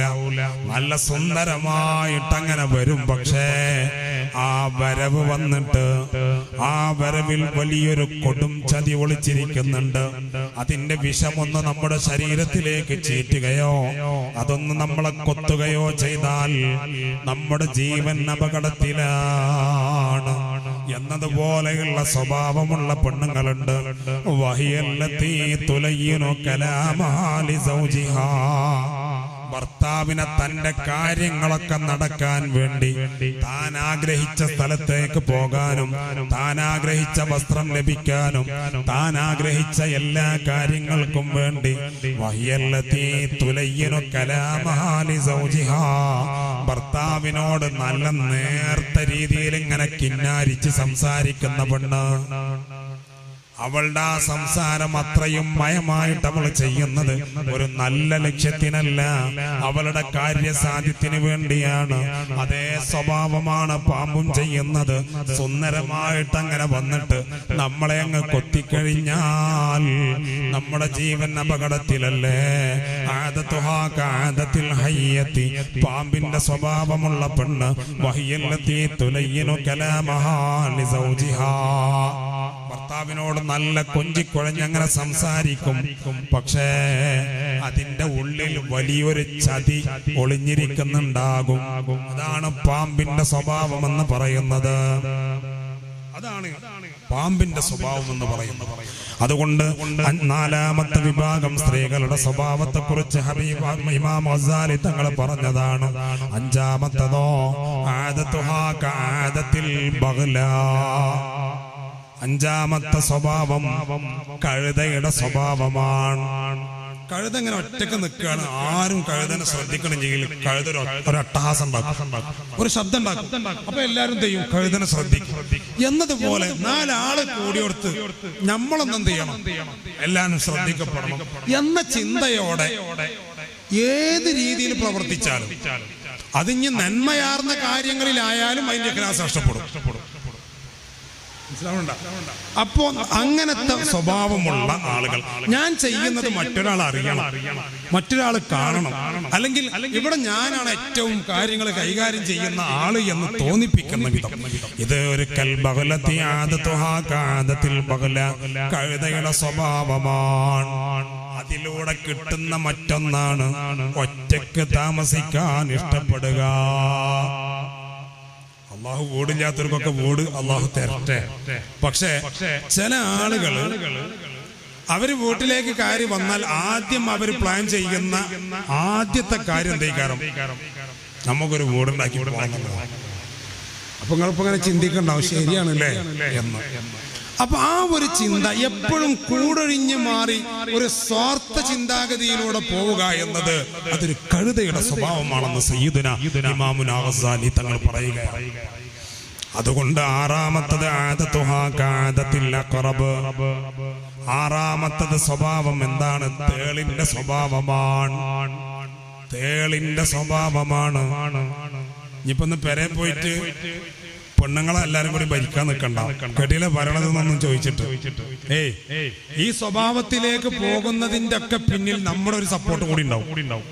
നമ്മളാവാതിരിക്കുമ്പോഴാണ് ഇതെല്ലാം എന്ത് ചെയ്യാ ഈ ഒരു അവസ്ഥയിലേക്ക് മാറുക. അത് മനസ്സിലാക്കണം. ഇന്നിപ്പോ റെഡിയായി ഇരിക്കുകയായി ഇന്നത്തെ വയത് മുതലായി എന്ന്. അങ്ങനല്ല. ആറാമത്തത് ആദത്തുഹാ കആദത്തിൽ അഖറബ് ആറാമത്തത് തേളിന്റെ സ്വഭാവമാണ്. തേളിന്റെ സ്വഭാവം എന്താണെന്നറിയോ? അതിങ്ങനെ നടക്കും. എന്തെങ്കിലും ഒന്ന് കിട്ടിയാൽ ഒന്ന് കുത്തും. ഇതാണ് തേളിന്റെ സ്വഭാവം, അഥവാ ഏഷണി. ആദ്യം ഒരു വീട്ടിൽ പോവുക അയൽവാസി, എന്നിട്ട് അവിടെ പോയിട്ട് കാര്യങ്ങളൊക്കെ സംസാരിക്കും. ആരെ പറ്റില്ല, നേരപ്പുറത്ത് പെരക്കാര്യത്തിനെ പറ്റി. അതവിടെ കഴിഞ്ഞ് വാഹുറുദാവാനം തന്നെ നേരപ്പുറത്ത് കയറും. എന്നിട്ട് എന്ത് ചെയ്യും? അൽഹംദുലില്ലാഹ് ഉസ്താദ് ആണെന്ന് പറഞ്ഞാൽ ഇവിടുന്ന് തുടങ്ങുന്നത് ആരെ പറ്റിയിട്ടാണ്? ഏത് വീട്ടിൽ നിന്നാണോ വന്നതെങ്കിൽ ഓളെ പറ്റി. അങ്ങനെ ഇവിടുന്ന് എടുത്ത് അവിടെ കൊടുത്ത്, അവിടെ നിർത്ത് ഇവിടെ കൊടുത്ത്, ചുരുക്കി പറഞ്ഞാല് ഇങ്ങനെ നടന്ന് പരന്ന് നടന്നിട്ട് എന്ത് ചെയ്യാ? പരദൂഷണം പറയാ. ഇത് തേളിന്റെ സ്വഭാവമാണെന്ന് ഇമാം ഗസാലി തങ്ങൾ പറയാ. ആദത്തുഹാ കആദത്തിൽ അഖറബ് കറങ്ങി നടന്നിട്ട് ഇങ്ങനെ ഒരുപാട് പ്രശ്നങ്ങൾ ഉണ്ടാക്കുകയാണ്. അതുകൊണ്ട് സഹോദര, ആ സ്വഭാവം നന്നല്ല പെങ്ങളെ. സഹോദരി ശ്രദ്ധിക്കേണ്ടതാണ്. ഏത് സമയത്തും തേളിന് എന്തെങ്കിലും ഒരു ജീവികളെയോ അല്ലെങ്കിലും മനുഷ്യരെയോ കുത്തിക്കൊണ്ടിരിക്കണം. എന്തെങ്കിലും മൂപ്പരൊന്നും എന്ത് ചെയ്യണം? കുത്തണം. ഇതാണ് തേളിന്റെ സ്വഭാവം. അപ്പൊ ഈ ഏഷണിയുമായി നടക്കുന്ന രീതിയും സ്വഭാവവുമുള്ള ആളുകൾ അവരെന്ത് ചെയ്യും? അവർക്ക് എന്തെങ്കിലും ഒന്നിട്ട് പറഞ്ഞാലേ സമാധാനം ഉണ്ടാവും. ചിലപ്പം പറഞ്ഞത് അനർത്ഥമായിട്ട് ഗുരുതരമായ പ്രത്യാഘാതങ്ങളൊക്കെ ഉണ്ടായിട്ടുണ്ടാവും. അപ്പൊ ചിന്തിക്കും, ഇനി തൊപ്പിക്കോടോളം വട്ടത്തിൽ കണ്ടാലും ഞാൻ ഒന്നും പറയില്ല എന്നൊക്കെ നമ്മൾ വിചാരിക്കും. പക്ഷെ വീണ്ടും എന്ത് ചെയ്യും? അതിന്റെ ചൂടാറി കഴിഞ്ഞാൽ വീണ്ടും നമ്മൾ പറയും. അതുകൊണ്ട് തേളിന്റെ സ്വഭാവമാണ് യേശനി ഒരിക്കലും ചെയ്യരുതേ, അത് നല്ല സ്വഭാവമല്ല. ഏഴാമത്തത് എലിയുടെ സ്വഭാവമാണ്. എലിന്റെ സ്വഭാവം എന്ന് പറഞ്ഞാല് കറണ്ട് തിന്നലല്ലേ എന്നൊരു ചോദ്യം ഉണ്ടാവും. അല്ല, എലിയുടെ സ്വഭാവം മോഷണം അല്ലേ? നമ്മൾ കൊണ്ടുവച്ച സാധനം ചിലപ്പം കാണാതായിട്ട് നമ്മൾ എല്ലായിടത്തും തെരഞ്ഞിട്ട് കിട്ടിയിട്ടുണ്ടാവില്ല. പിന്നെ ഈ കാര്യം പെരക്കാരത്തി അടിച്ചു വരുമ്പോ ഏതെങ്കിലും മുക്കുന്നു. അപ്പൊ അതൊരു മോഷണത്തിന്റെ സ്വഭാവം. ഇനി അത് കറണ്ട് തിന്നാണെങ്കിലും ആളുകളുടെ കൺവെട്ടത്തത് ചെയ്യൂല. അപ്പൊ എലിയുടെ സ്വഭാവമുള്ള പെണ്ണാണ്. ഇമാം ഗസാലി തങ്ങൾ പറയുകയാണ്, അൽ മർഅതു സറാഖ, മോഷണ സ്വഭാവമുള്ള പെണ്ണ്. മോഷണ സ്വഭാവമുള്ള പെണ്ണ് അത് വിശദീകരിക്കുകയാണെങ്കിൽ ഒരുപാട് പറയാം. അഥവാ ഇടക്കിടക്ക് ഭർത്താവിന്റെ പോക്കറ്റിൽ നിന്ന് ഒരു 50 100 എടുക്കുക. ഒരു 50 4 വട്ടെടുത്ത എത്രയായി? 200 ആയില്ലേ? അൽ മർഅതു സറാഖ, ഫഅറത്തിന്റെ ഇമാം ഗസാലി തങ്ങൾ പറയാം. ഇനി തങ്ങളോട് പറയും, റഷീദ് വൈസിൽ ഇങ്ങനെ പറഞ്ഞിട്ടുണ്ടാകും. അൽ മർഅതു സറാഖ, മോഷണ സ്വഭാവമുള്ള പെണ്ണ്. നമ്മൾ ഒരു 50 രൂപക്ക് എടുത്തിട്ട് നമ്മൾ സ്വരൂപിച്ച് വെക്കുന്നത് നല്ലതാണ്. പക്ഷെ ഭർത്താവിന്റെ അനുവാദത്തോടു കൂടി അദ്ദേഹത്തോട് പറയാ, നിങ്ങൾ എന്തെങ്കിലുമൊക്കെ ഇടയ്ക്ക് എനിക്ക് തരികയാണെങ്കിൽ ഒരു തൊണ്ടിലോ ഒരു കുറ്റിയിലൊക്കെ ഇട്ട് വെക്കുകയാണെങ്കിൽ നമുക്ക് എന്ത് ചെയ്യാം, ആവശ്യം നേരത്തെ എടുക്കാലോ എന്നൊക്കെ പറഞ്ഞിട്ട് അത് നല്ല കാര്യമാണ്. അതിന് നിങ്ങൾ കൊടുക്കണം, അപ്പോഴേ നല്ല കാര്യമാവുള്ളൂ. അല്ലെങ്കിൽ ആ കുറ്റി അങ്ങനെ തന്നെ ഇരിക്കും, ലോകം അവസാനിക്കോളും. അപ്പോ എലിയുടെ സ്വഭാവം എന്ന് പറയുന്നത് ഒരു മോഷണത്തിന്റെ സ്വഭാവമാണ്. അപ്പൊ ഒരിക്കലും തന്നെ തന്റെ ഭർത്താവിന്റെ സമ്പത്തിൽ നിന്ന്, എന്തിനു ഭർത്താവിന്റെ സമ്പത്തിലേക്ക് പോകണം, ഒരു ധാന്യമണി പോലും ഒരു നെൽമണി പോലും മോഷ്ടിക്കാനുള്ള അനുവാദം അല്ലാഹുവിന്റെ ദീന് തരണില്ല. പിന്നെങ്ങനെ? അതുകൊണ്ട് എലിയുടെ സ്വഭാവമുള്ള പെണ്ണാണ്. മെല്ലെ മെല്ലെ ഭർത്താവിന്റെ കീശയിൽ നിന്നൊക്കെ ചെറിയ ചെറിയ സംഖ്യകൾ ഇങ്ങനെ മോഷ്ടിക്കുന്ന പെണ്ണ്. അത് സംഖ്യ എന്നില്ല, എന്താണെങ്കിലും വസ്തുക്കളാണെങ്കിലും ശരി. അതിനെ വിശദീകരിക്കുകയാണെങ്കിൽ ഒരുപാട് പറയാനുണ്ട്, ഞാൻ അതിലേക്ക് കടക്കുന്നില്ല. അള്ളാഹുവിന്റെ പരിശുദ്ധമായ ദീന് അനുവാദം കൊടുത്തൊരു സാഹചര്യമുണ്ട്. അതിന് മോഷണം എന്നല്ല പറയുക. മഹദിയാകുന്ന ഹിന്ദ് റളിയല്ലാഹു തആല അൻഹ റസൂലുള്ളാഹിന്റെ അടുക്കൽ വന്നിട്ട് പറഞ്ഞു, യാ റസൂലല്ലാഹ്, അള്ളാഹിന്റെ ഹബീബേ, എന്റെ ഭർത്താവിനെ കുറിച്ച് നിങ്ങൾക്കറിയാമല്ലോ, നല്ല ആരോഗ്യമുള്ള ചെറുപ്പക്കാരനാണ്, നല്ല ജോലിക്ക് പോകാൻ കഴിവുള്ളവനും ജോലിക്ക് പോകുന്നവനുമാണ്. പക്ഷേ പിശുക്കിത്തിരി കൂടുതലാണ്. ഹിന്ദ് റളിയല്ലാഹു തആല അൻഹ തന്റെ ഭർത്താവിനെ പറ്റി റസൂലുള്ളാഹിന്റെ അടുക്കൽ വന്നിട്ട് പറഞ്ഞു, അതുകൊണ്ട് എനിക്കും എന്റെ മക്കൾക്കും ജീവിക്കാനുള്ള വക പോലും അതിൽ നിന്ന് കിട്ടുന്നില്ല. എന്റെ ചെലവും എന്റെ മക്കളുടെ ചെലവിനുമുള്ളതൊന്നും എന്റെ ഭർത്താവ് തരുന്നില്ല. അതുകൊണ്ട് ഞാൻ എന്ത് ചെയ്യണം നബിയെ എന്ന് ചോദിച്ചപ്പോൾ അള്ളാന്റെ ഹബീബ് പറഞ്ഞു, ഹിന്ദ് എന്ന മഹദിയോട് പറയുകയാണ്, ഖുദീ മാ യക്ഫീകി വവലദകി ബിൽ മഅറൂഫ്. ആ പറഞ്ഞോടത്തൊരു കാര്യം കൂടി റസൂലുള്ളാഹി കൂട്ടി പറഞ്ഞു എന്നുള്ളതാണ്. അന്റെ കുട്ടികൾക്കും അനക്കും വേണ്ടതെടുത്തോ, ബിൽ മഅറൂഫ്. എടുക്കാൻ റസൂലുള്ള അനുവാദം കൊടുത്തിക്കണെന്ന് വിചാരിച്ചിട്ട് ഒരു ഉസുറും പുളില്ലാത്ത എടുക്കരുത് എന്ന്. ഖുദി വവലദകി ബിൽ മഅറൂഫ്,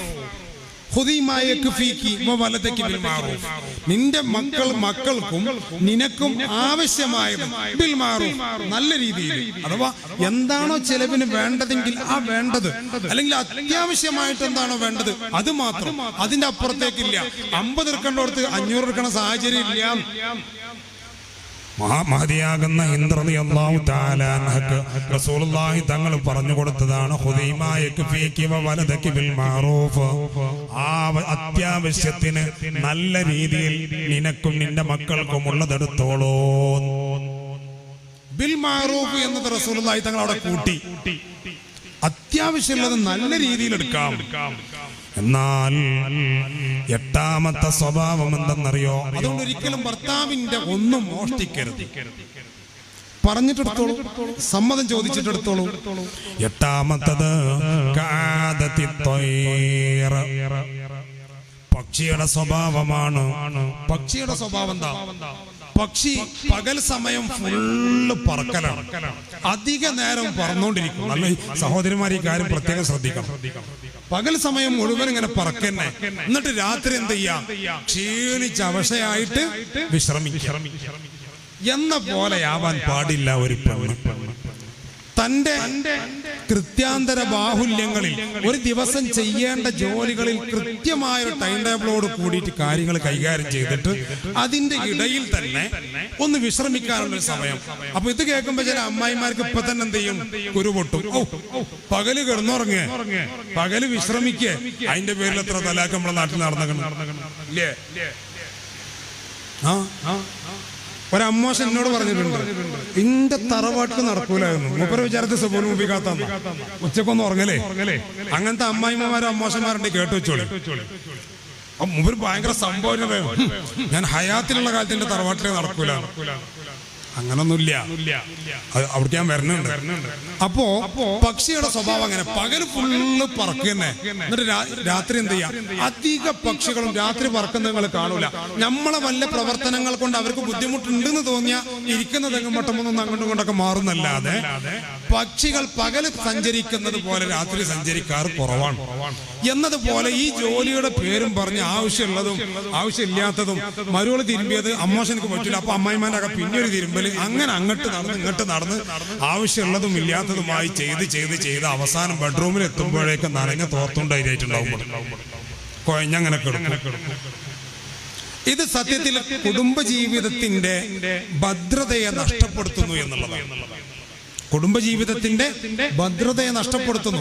സത്യത്തിൽ പകൽ സമയത്ത് ചെയ്യേണ്ട കാര്യങ്ങളൊക്കെ കൃത്യമായി ചെയ്ത് വിശ്രമിക്കാനുള്ള സമയം കണ്ടെത്തിയിട്ട്, അല്ലെങ്കിൽ ശരീരത്തിന് കോട്ടം തട്ടാത്ത വിധത്തിൽ. ഇത് കേട്ടിട്ട് ഞാൻ നാളെ മരക്കളൊന്നും പണിയെടുക്കാതിരിക്കും വേണ്ട, ഞാൻ പറഞ്ഞുതരാം.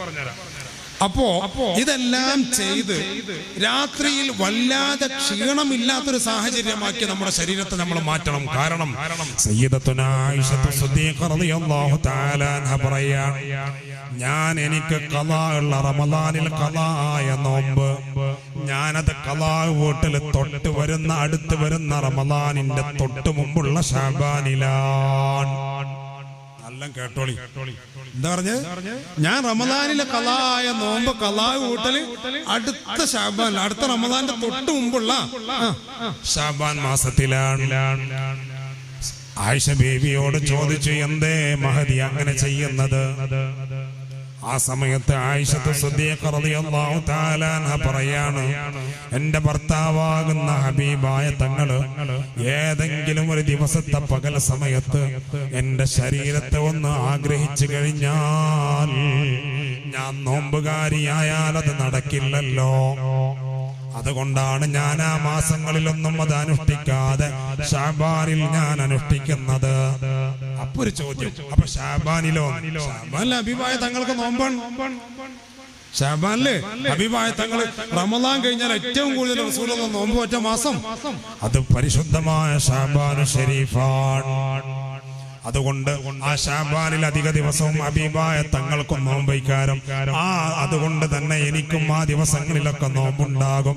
അതുകൊണ്ടാണ് റസൂലുള്ളാഹിക്ക് എങ്ങാനും എന്റെ ശരീരത്തേക്ക് ഒന്ന് ആഗ്രഹിച്ചു വന്നാൽ, മറ്റ് സമയങ്ങളിൽ ഞാൻ നോമ്പുകാരിയായാൽ അതൊരിക്കലും നടക്കുന്ന കാര്യമല്ലല്ലോ. അതുകൊണ്ടാണ് ഞാൻ അടുത്ത ശഅബാൻ വരെ എന്റെ ഖളായ നോമ്പിനെ ഞാൻ പിന്തിപ്പിക്കുന്നതെന്ന് സയ്യിദത്തുനാ ആയിഷ സിദ്ദീഖ റളിയല്ലാഹു അൻഹ. അങ്ങനെ പക്ഷിയുടെ സ്വഭാവം പോലെ കിടന്നിങ്ങനെ പരക്കം പായരുത്. ആവശ്യത്തിനുള്ള കാര്യങ്ങളൊക്കെ ചെയ്യാം. ശരീരത്തിന് എന്ത് ചെയ്യാം? ഒരു റെസ്റ്റ് ഒക്കെ കൊടുത്തുകൊണ്ട് ചെയ്യാം. ഇതൊന്നും ദുരുപയോഗം ചെയ്യരുത്. ഞാൻ പിന്നെയും പറയുന്നു, ഇത് ദുരുപയോഗം ചെയ്യരുത്. അഥവാ ഉസ്താദ് പറഞ്ഞിട്ടില്ലപ്പോ എന്ന് പറഞ്ഞിട്ട് 2 കഷ്ണം തിരുമ്പുക, പിന്നെ പോയി കുത്തിരിക്കുക. 4 മീൻ നന്നാക്കുക, പിന്നെ പോയി റെസ്റ്റ് എടുക്കുക. അതല്ല ഈ പറഞ്ഞതിന്റെ അർത്ഥം. തന്റെ ഭർത്താവിനെ തന്നിൽ നിന്ന് എന്ത് ലഭിക്കണം, അതിനൊരു കോട്ടവും ഒരു വിമ്മിഷ്ടവും ഒരു തടസ്സവും ഉണ്ടാവാൻ പാടില്ല. മാത്രമല്ല ഒമ്പതാമത്തത് കുറുക്കന്റെ സ്വഭാവം. കുറുക്കന്റെ സ്വഭാവമുള്ള പെണ്ണ്, മഹാനായ ഇമാം ഗസാലി തങ്ങൾ പറയാണ്, കുറുക്കന്റെ പ്രത്യേകത എന്താണെന്നറിയോ? വയറ് നിറഞ്ഞാൽ പിന്നെ മൂപ്പര് കൊച്ചിമ്പിളി ഉണ്ടാക്കണം. കുറുക്കൻ അങ്ങനെയാണ്. വയറ് നല്ല വയറ് ഫിറ്റാണെങ്കിലേ ബാങ്ക് കൊടുക്കുമ്പോൾ പള്ളിക്കാട്ടുനിന്ന് കുറുക്കൻ കരയുള്ളൂ. വിശക്കനുണ്ടെങ്കിൽ കരയൂല.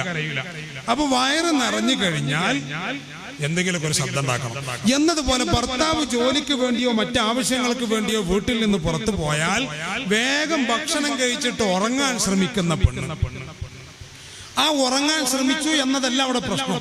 അങ്ങനെ ഭർത്താവ് തിരിച്ചു വരുമ്പോ ഇവൾ ഉറക്കത്തിൽ നിന്ന് എഴുന്നേറ്റ് ഭർത്താവിനോട് കയർക്കുക, ദേഷ്യപ്പെടുക, എന്തെങ്കിലുമൊക്കെ വിഷയങ്ങൾ പറഞ്ഞിട്ട് ദേഷ്യപ്പെടുക, അങ്ങനത്തെ ഒരു അവസ്ഥ. ഇതാണ് കുറുക്കന്റെ സ്വഭാവമുള്ള പെണ്ണ്. അഥവാ 9 ജീവികളെ, 9 സ്വഭാവങ്ങളെയും ഇമാം ഗസാലി തങ്ങൾ 9 ജീവികളോട് ഉപമിച്ചത് നമ്മൾ പറഞ്ഞു. ഇനി എനിക്കൊരു ചോദ്യം നിങ്ങളോട്. ഈ 9 ജീവികളെയും നമ്മുടെ ജീവിതത്തിൽ നമുക്കൊരു മാതൃകയാക്കാൻ പറ്റുമോ? ഇല്ലേ? പറ്റുമോ? പറ്റൂല. ഒറ്റൊന്നിനും പറ്റൂല. ഇനി 10ാമതൊരു ജീവിയെ പറയുന്നുണ്ട്. 10ാമതായിട്ട് ഇമാം ഗസാലി തങ്ങൾ പറഞ്ഞത്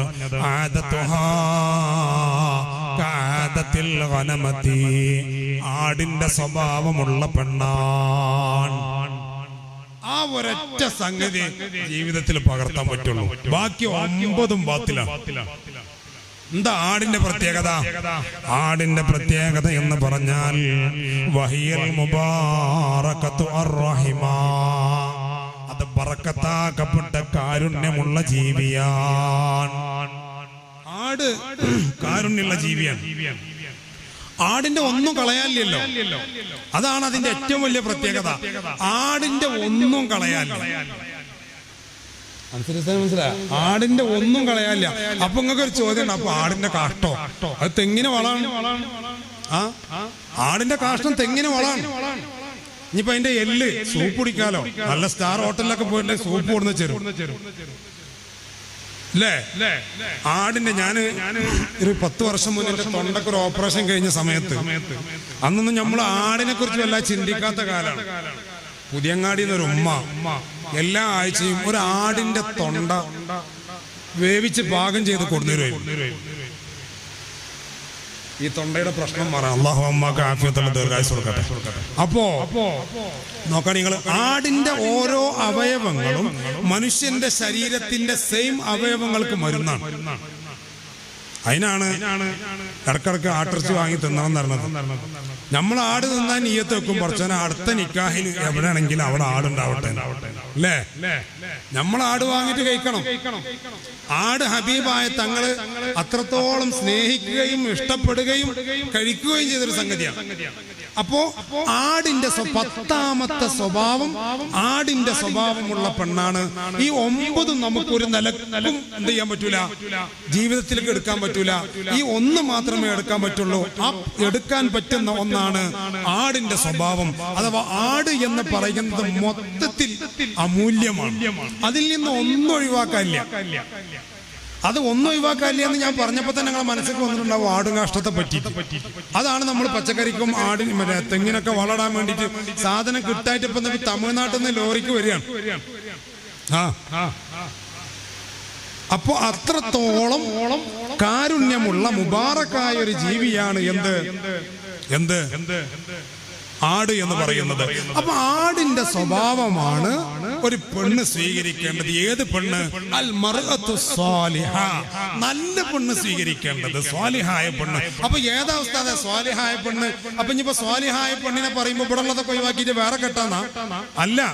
ഖൈറുൻ നിസാഇ അല്ലതി ഇദാ നളർത ഇലൈഹാ സറതക വഇദാ അമർതഹാ അതാഅതക വഇദാ ഗിബ്ത അൻഹാ ഹഫിളതക ഫീ നഫ്സിഹാ വമാലിക. അതാണ് നല്ല പെണ്ണ് എന്ന് പറഞ്ഞാൽ. നീ ഒന്ന് നോക്കിക്കഴിഞ്ഞാൽ മതി. ഏത് പ്രതിസന്ധി ഉണ്ടെങ്കിലും തന്റെ ഭാര്യയുടെ മുഖത്തേക്കൊന്ന് നോക്കിക്കഴിഞ്ഞാൽ അവൾ നിന്നെ സന്തോഷിപ്പിക്കണം. നമ്മൾ പണി കഴിഞ്ഞുമ്പോ ഇതിനെ കാണുമ്പോ തന്നെ ബദിരികളെ വിളിച്ചിട്ടാ തന്നെ റഹ്മാനായ റബ്ബ് നരകം കാക്കണം, മലക്ക് നിൽക്കണം, ഇതാക്കണം. കാരണം അങ്ങനെ നമ്മൾ റെഡിയായി നിൽക്കുകയാണ്, നമ്മളെ ഭാര്യമാര് തയ്യാറായി നിൽക്കുകയാണ്. എന്തൊക്കെയാണ് ഇവരോട് ഇനി പറയാനുള്ളതെന്ന് രാവിലെ മുതൽ ലിസ്റ്റ് ഇട്ട് വെച്ചിട്ടുണ്ടോ? ചെയ്യരുത്. അതിനൊക്കെ അതിൻ്റെതായ ചില സമയങ്ങളുണ്ട്. അപ്പൊ ഹബീബായ തങ്ങൾ പറഞ്ഞു, ഖൈറുൻ നിസാഇല്ലതി ഇദാ നളർത ഇലൈഹാ സറത്തുക. നല്ല പെണ്ണ് എന്ന് പറഞ്ഞാൽ ഖൈറുൻ നിസാ എന്ന് പേരുള്ളവർ മാത്രമാണെന്നല്ല. അല്ലദി ഇദാ നളർത ഇലൈഹാ സറത്തുക, അവളിലേക്ക് നീ നോക്കിയാൽ. ഇത് ഭർത്താവിന്റെ നോട്ടാണ്. ഇത് അയൽവാസിയുടെ നോട്ടമോ, മീൻ കച്ചവടക്കാരന്റെ നോട്ടമോ, ഓട്ടോ ഡ്രൈവറുടെ നോട്ടമോ, ടെക്സ്റ്റൈൽസിലെ ആളുകളുടെ നോട്ടമൊന്നല്ല. ഇത് സ്വന്തം കെട്ടിയ ഭർത്താവിനോടാണ് പറയുന്നത്. അല്ലദി ഇദാ നളർത ഇലൈഹാ സറത്തുക, നീ അവളിലേക്ക് നോക്കിക്കഴിഞ്ഞാൽ ആ നോട്ടത്തിൽ തന്നെ അവൾ നിന്നെ സന്തോഷിപ്പിക്കുന്നു. നീ അവളോട് കൽപ്പിച്ചു കഴിഞ്ഞാൽ എന്താണെങ്കിലും അവൾ അത് അനുസരിക്കുകയും ചെയ്യുന്നു.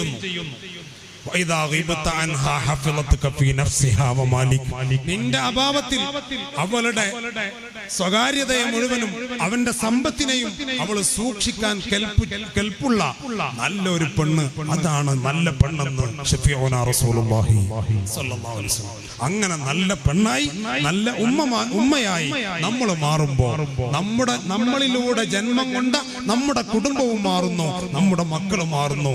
ഇതെല്ലാം മാറുമ്പോ നമ്മുടെ സമുദായത്തിന്റെ നാഗരികതകൾ തന്നെ മാറുന്നു. അത് ഈമാനികമായ ചുറ്റുപാടിലേക്ക് എത്തിക്കുന്നു. അല്ലാഹു സുബ്ഹാനഹു വ തആല നമുക്ക് എല്ലാവർക്കും അതിന് തൗഫീഖ് തരട്ടെ.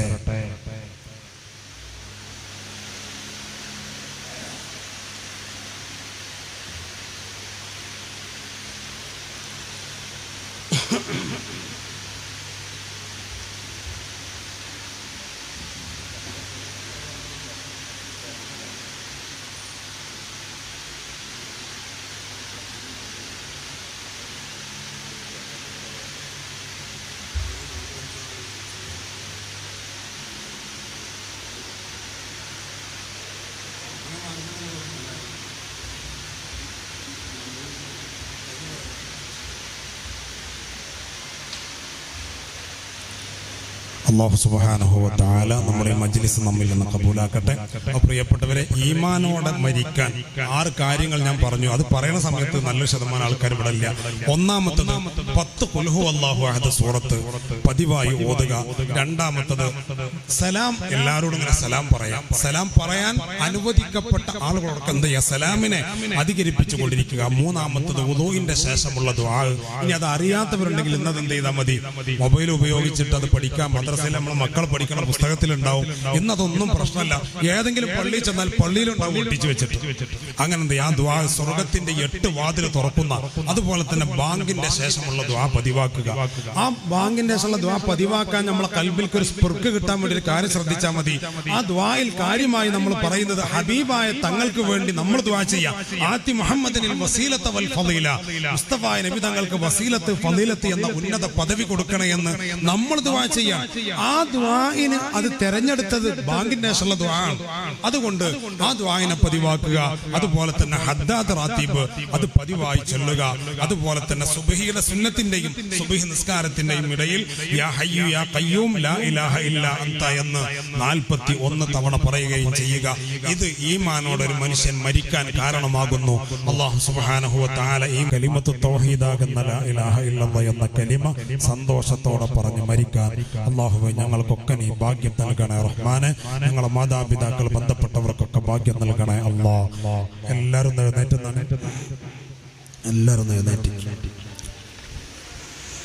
الحمد لله رب العالمين الذي جعلنا من أمة محمد صلى الله عليه وسلم حمدا طيبا مباركا فيه جزيلا جميلا دائما بدوام ملك الله.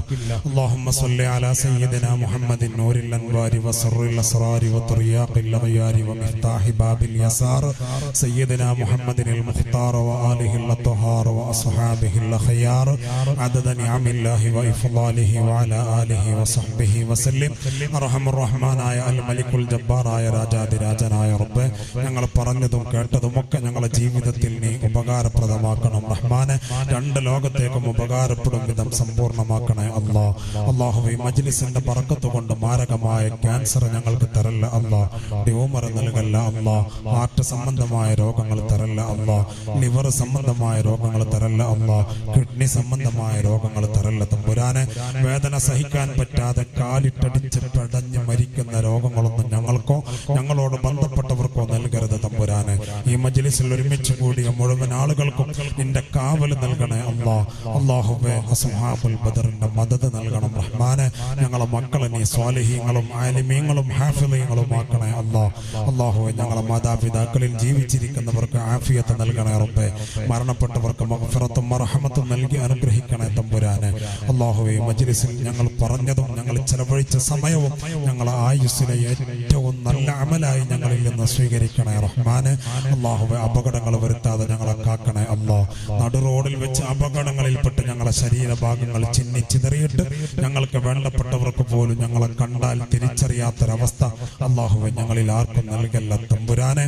അല്ലാഹുവേ, ലഹരി വസ്തുക്കളൊക്കെ ഉപയോഗിച്ച് മുഖത്തിന്റെ പല ഭാഗങ്ങളും ചീഞ്ഞളിഞ്ഞ് ദുർഗന്ധം വമിച്ച് പുഴുവരിക്കുന്ന ഒരവസ്ഥ കൊണ്ട് മയ്യത്ത് കാണുന്ന സമയത്ത് മുഖം പകുതി മറച്ച് കാണിച്ചു കൊടുക്കുന്ന ഒരു ദുരവസ്ഥ അല്ലാഹുവേ, ഇനിയുള്ള തലമുറയിൽ ഞങ്ങൾ കാണാനിരിക്കുന്നതാണ്. പടച്ചോനെ, ഞങ്ങളെ മക്കളെ കാക്കണേ റബ്ബേ. ഞങ്ങളെ മക്കളെ കാക്കണേ റബ്ബേ. ഞങ്ങളെ മക്കളെയും ഞങ്ങളെയും നീ കാക്കണേ തമ്പുരാനെ. അല്ലാഹുവേ, വിദേശത്ത് ജോലി ചെയ്യുന്നവർക്ക് ഖൈർ നൽകണേ അല്ലാ. എന്ത് ജോലിയാണോ ചെയ്യുന്നതെങ്കിൽ അതിൽ ബറക്കത്ത് നൽകണേ അല്ലാ. കാവൽ നൽകണം റഹ്മാനെ. പുരോഗതിയും ബറക്കത്തും നൽകണേ റഹ്മാനെ. ഞങ്ങളെ മക്കളുടെ പഠനങ്ങളിലൊക്കെ നീ ബറക്കത്ത് നൽകണേ അല്ലാ. വിദേശ രാജ്യങ്ങളിലൊക്കെ പോയി പഠിക്കുന്ന ഞങ്ങളെ പ്രിയപ്പെട്ട മക്കളുണ്ട് അല്ലാഹുവേ, നിന്റെ കാവല് ഏത് സമയവും അവർക്ക് നൽകണേ റഹ്മാനെ. അവർക്കെല്ലാം പഠിക്കാനും അറിയാനും മനസ്സിലാക്കാനുമുള്ള കഴിവും ഫത്താനത്തും നൽകണേ റഹ്മാനെ. അല്ലാഹുവേ, ഞങ്ങളെ മക്കളെ നീ സ്വാലിഹീങ്ങളാക്കണേ റബ്ബേ. അല്ലാഹുവേ, സാഹിര്യങ്ങളെ സിഹറിനെ തൊട്ട് ആയിനീങ്ങളെ ആയിനിനെ തൊട്ട് നമ്മാമിങ്ങളെ നമീമത്തിനെ തൊട്ടൊക്കെ ഞങ്ങളെ കാക്കണേ റബ്ബേ. അല്ലാഹുവേ, ഈ മജ്ലിസ് ഞങ്ങളിൽ നിന്ന് സ്വീകരിക്കണേ അല്ലാ. ഇതിന് നേതൃത്വം കൊടുക്കുന്ന ഇവിടുത്തെ പ്രിയപ്പെട്ടവർ അല്ലാഹുവേ, എല്ലാവർക്കും നീ ഖൈർ ബറക്കത്ത് റാഹത്ത് പ്രദാനം ചെയ്യണേ അല്ലാ. കുടുംബത്തിൽ ബറക്കത്ത് നൽകണേ അല്ലാ. അല്ലാഹുവേ, ഈ നാട്ടിലും അതുപോലെ തന്നെ പരിസര പ്രദേശങ്ങളിലുമൊക്കെ ഖൈറും ബറക്കത്തും നൽകി അനുഗ്രഹിക്കണേ അല്ലാ. ഞങ്ങൾ സേവനം ചെയ്യുന്ന മഹല്ലത്തുകളിൽ ഖൈർ നൽകണേ അല്ലാ. സേവനം ചെയ്ത നാളിതുവരെയായി ഞങ്ങൾ സേവനം ചെയ്ത മഹല്ലത്തുകളിലൊക്കെ ഖൈറും ബറക്കത്തും നൽകണേ റഹ്മാനെ. ഞങ്ങൾക്ക് കുഞ്ഞു നാളെ തൊട്ട് ഞങ്ങൾക്ക് ഭക്ഷണം തന്നവർ, വസ്ത്രം തന്നവർ, ഞങ്ങളെ സഹായിച്ചവർ, ഞങ്ങളെ സ്നേഹിച്ചവർ, സ്വന്തം മക്കൾക്ക് കൊടുത്തില്ലെങ്കിലും ഞങ്ങളെ തീറ്റിച്ച എത്രയോ ഉമ്മമാരുണ്ട് റബ്ബേ. അവർക്കൊക്കെ സ്വർഗീയ ഭക്ഷണം നൽകണേ റഹ്മാനെ. അല്ലാഹുവേ, അവരെയും ഞങ്ങളെയും ഞങ്ങളെ ഹബീബിന്റെ കൂടെ ജന്നത്തുൽ ഫിർദൗസിൽ ഒരുമിച്ച് കൂട്ടണേ അല്ലാ. ഈ നിൽക്കുന്ന ഒരുപാട് മുഖങ്ങൾ പരിചയമുള്ളതാണ് അല്ലാഹുവേ. ഈ സ്നേഹം സ്വർഗം വരെ എത്തിക്കണേ തമ്പുരാനെ. ഇവിടെ ഒരുമിച്ച് കൂടിയ ഉമ്മമാര് പലരും ഇവിടെ പരിസര മഹല്ലത്തുകളിൽ നിന്നൊക്കെ വന്നവരുണ്ട് അല്ലാഹുവേ. ഖൈർ നൽകണേ റഹ്മാനെ. അവിടൊക്കെ ജോലികളിൽ ബറക്കത്ത് നൽകണേ അല്ലാ. അസുഖങ്ങൾക്ക് ശിഫ നൽകണേ അല്ലാ. അല്ലാഹുവേ, എന്തുദ്ദേശം വെച്ചുകൊണ്ടാണോ ഈ മജ്ലിസിൽ വന്നതെങ്കിൽ ഇതിൽ നിന്ന് ഞങ്ങൾ പിരിയുമ്പോഴേക്ക് അല്ലാഹുവേ എല്ലാം ഞങ്ങൾക്ക് ഹാസിലാക്കണേ അല്ലാ. മാരകമായ ക്യാൻസർ, ട്യൂമർ പോലെയുള്ള മാരക രോഗത്തിന്റെ രോഗാണുക്കൾ രോഗി അറിയുന്നതിന്റെയും 15 വർഷം മുമ്പ് രോഗിയുടെ ശരീരത്തിൽ കയറുമെന്നാണ്. അല്ലാഹുവേ, പാവങ്ങളായ ഞങ്ങളുടെ ശരീരത്തിന്റെ ഏതൊക്കെ കോണുകളിൽ എന്തൊക്കെ മാരക രോഗത്തിന്റെ രോഗാണുക്കളുണ്ടെന്ന് ഞങ്ങൾക്കറിയില്ല. എന്തുണ്ടെങ്കിലും ഈ സദസ്സിൽ നിന്ന്, അസ്ഹാബുൽ ബദറിന്റെ മജ്ലിസിൽ നിന്ന് ഞങ്ങൾ പിരിയുമ്പോഴേക്ക് സർവ്വത്തിനെയും നീ നശിപ്പിക്കണേ റബ്ബേ. ഞങ്ങളെ ദുആ ഖബൂലാക്കണേ അല്ലാ. ആമീൻ ബിറഹ്മതിക യാ അർഹമർ റഹീമീൻ ബിഫളലി സല്ലല്ലാഹു അലാ മുഹമ്മദ് സല്ലല്ലാഹു അലൈഹി വസല്ലം സല്ലല്ലാഹു അലാ മുഹമ്മദ് സല്ലല്ലാഹു അലൈഹി വസല്ലം. അല്ലാഹുമ്മ സ്വല്ലി അലാ മുഹമ്മദ് യാ റബ്ബി സ്വല്ലി അലൈഹി വസല്ലം. എല്ലാവരും ദുആ ചെയ്യണമെന്ന വസിയത്താണ്. അസ്സലാമു അലൈക്കും ഇൻഷാ അല്ലാഹ്.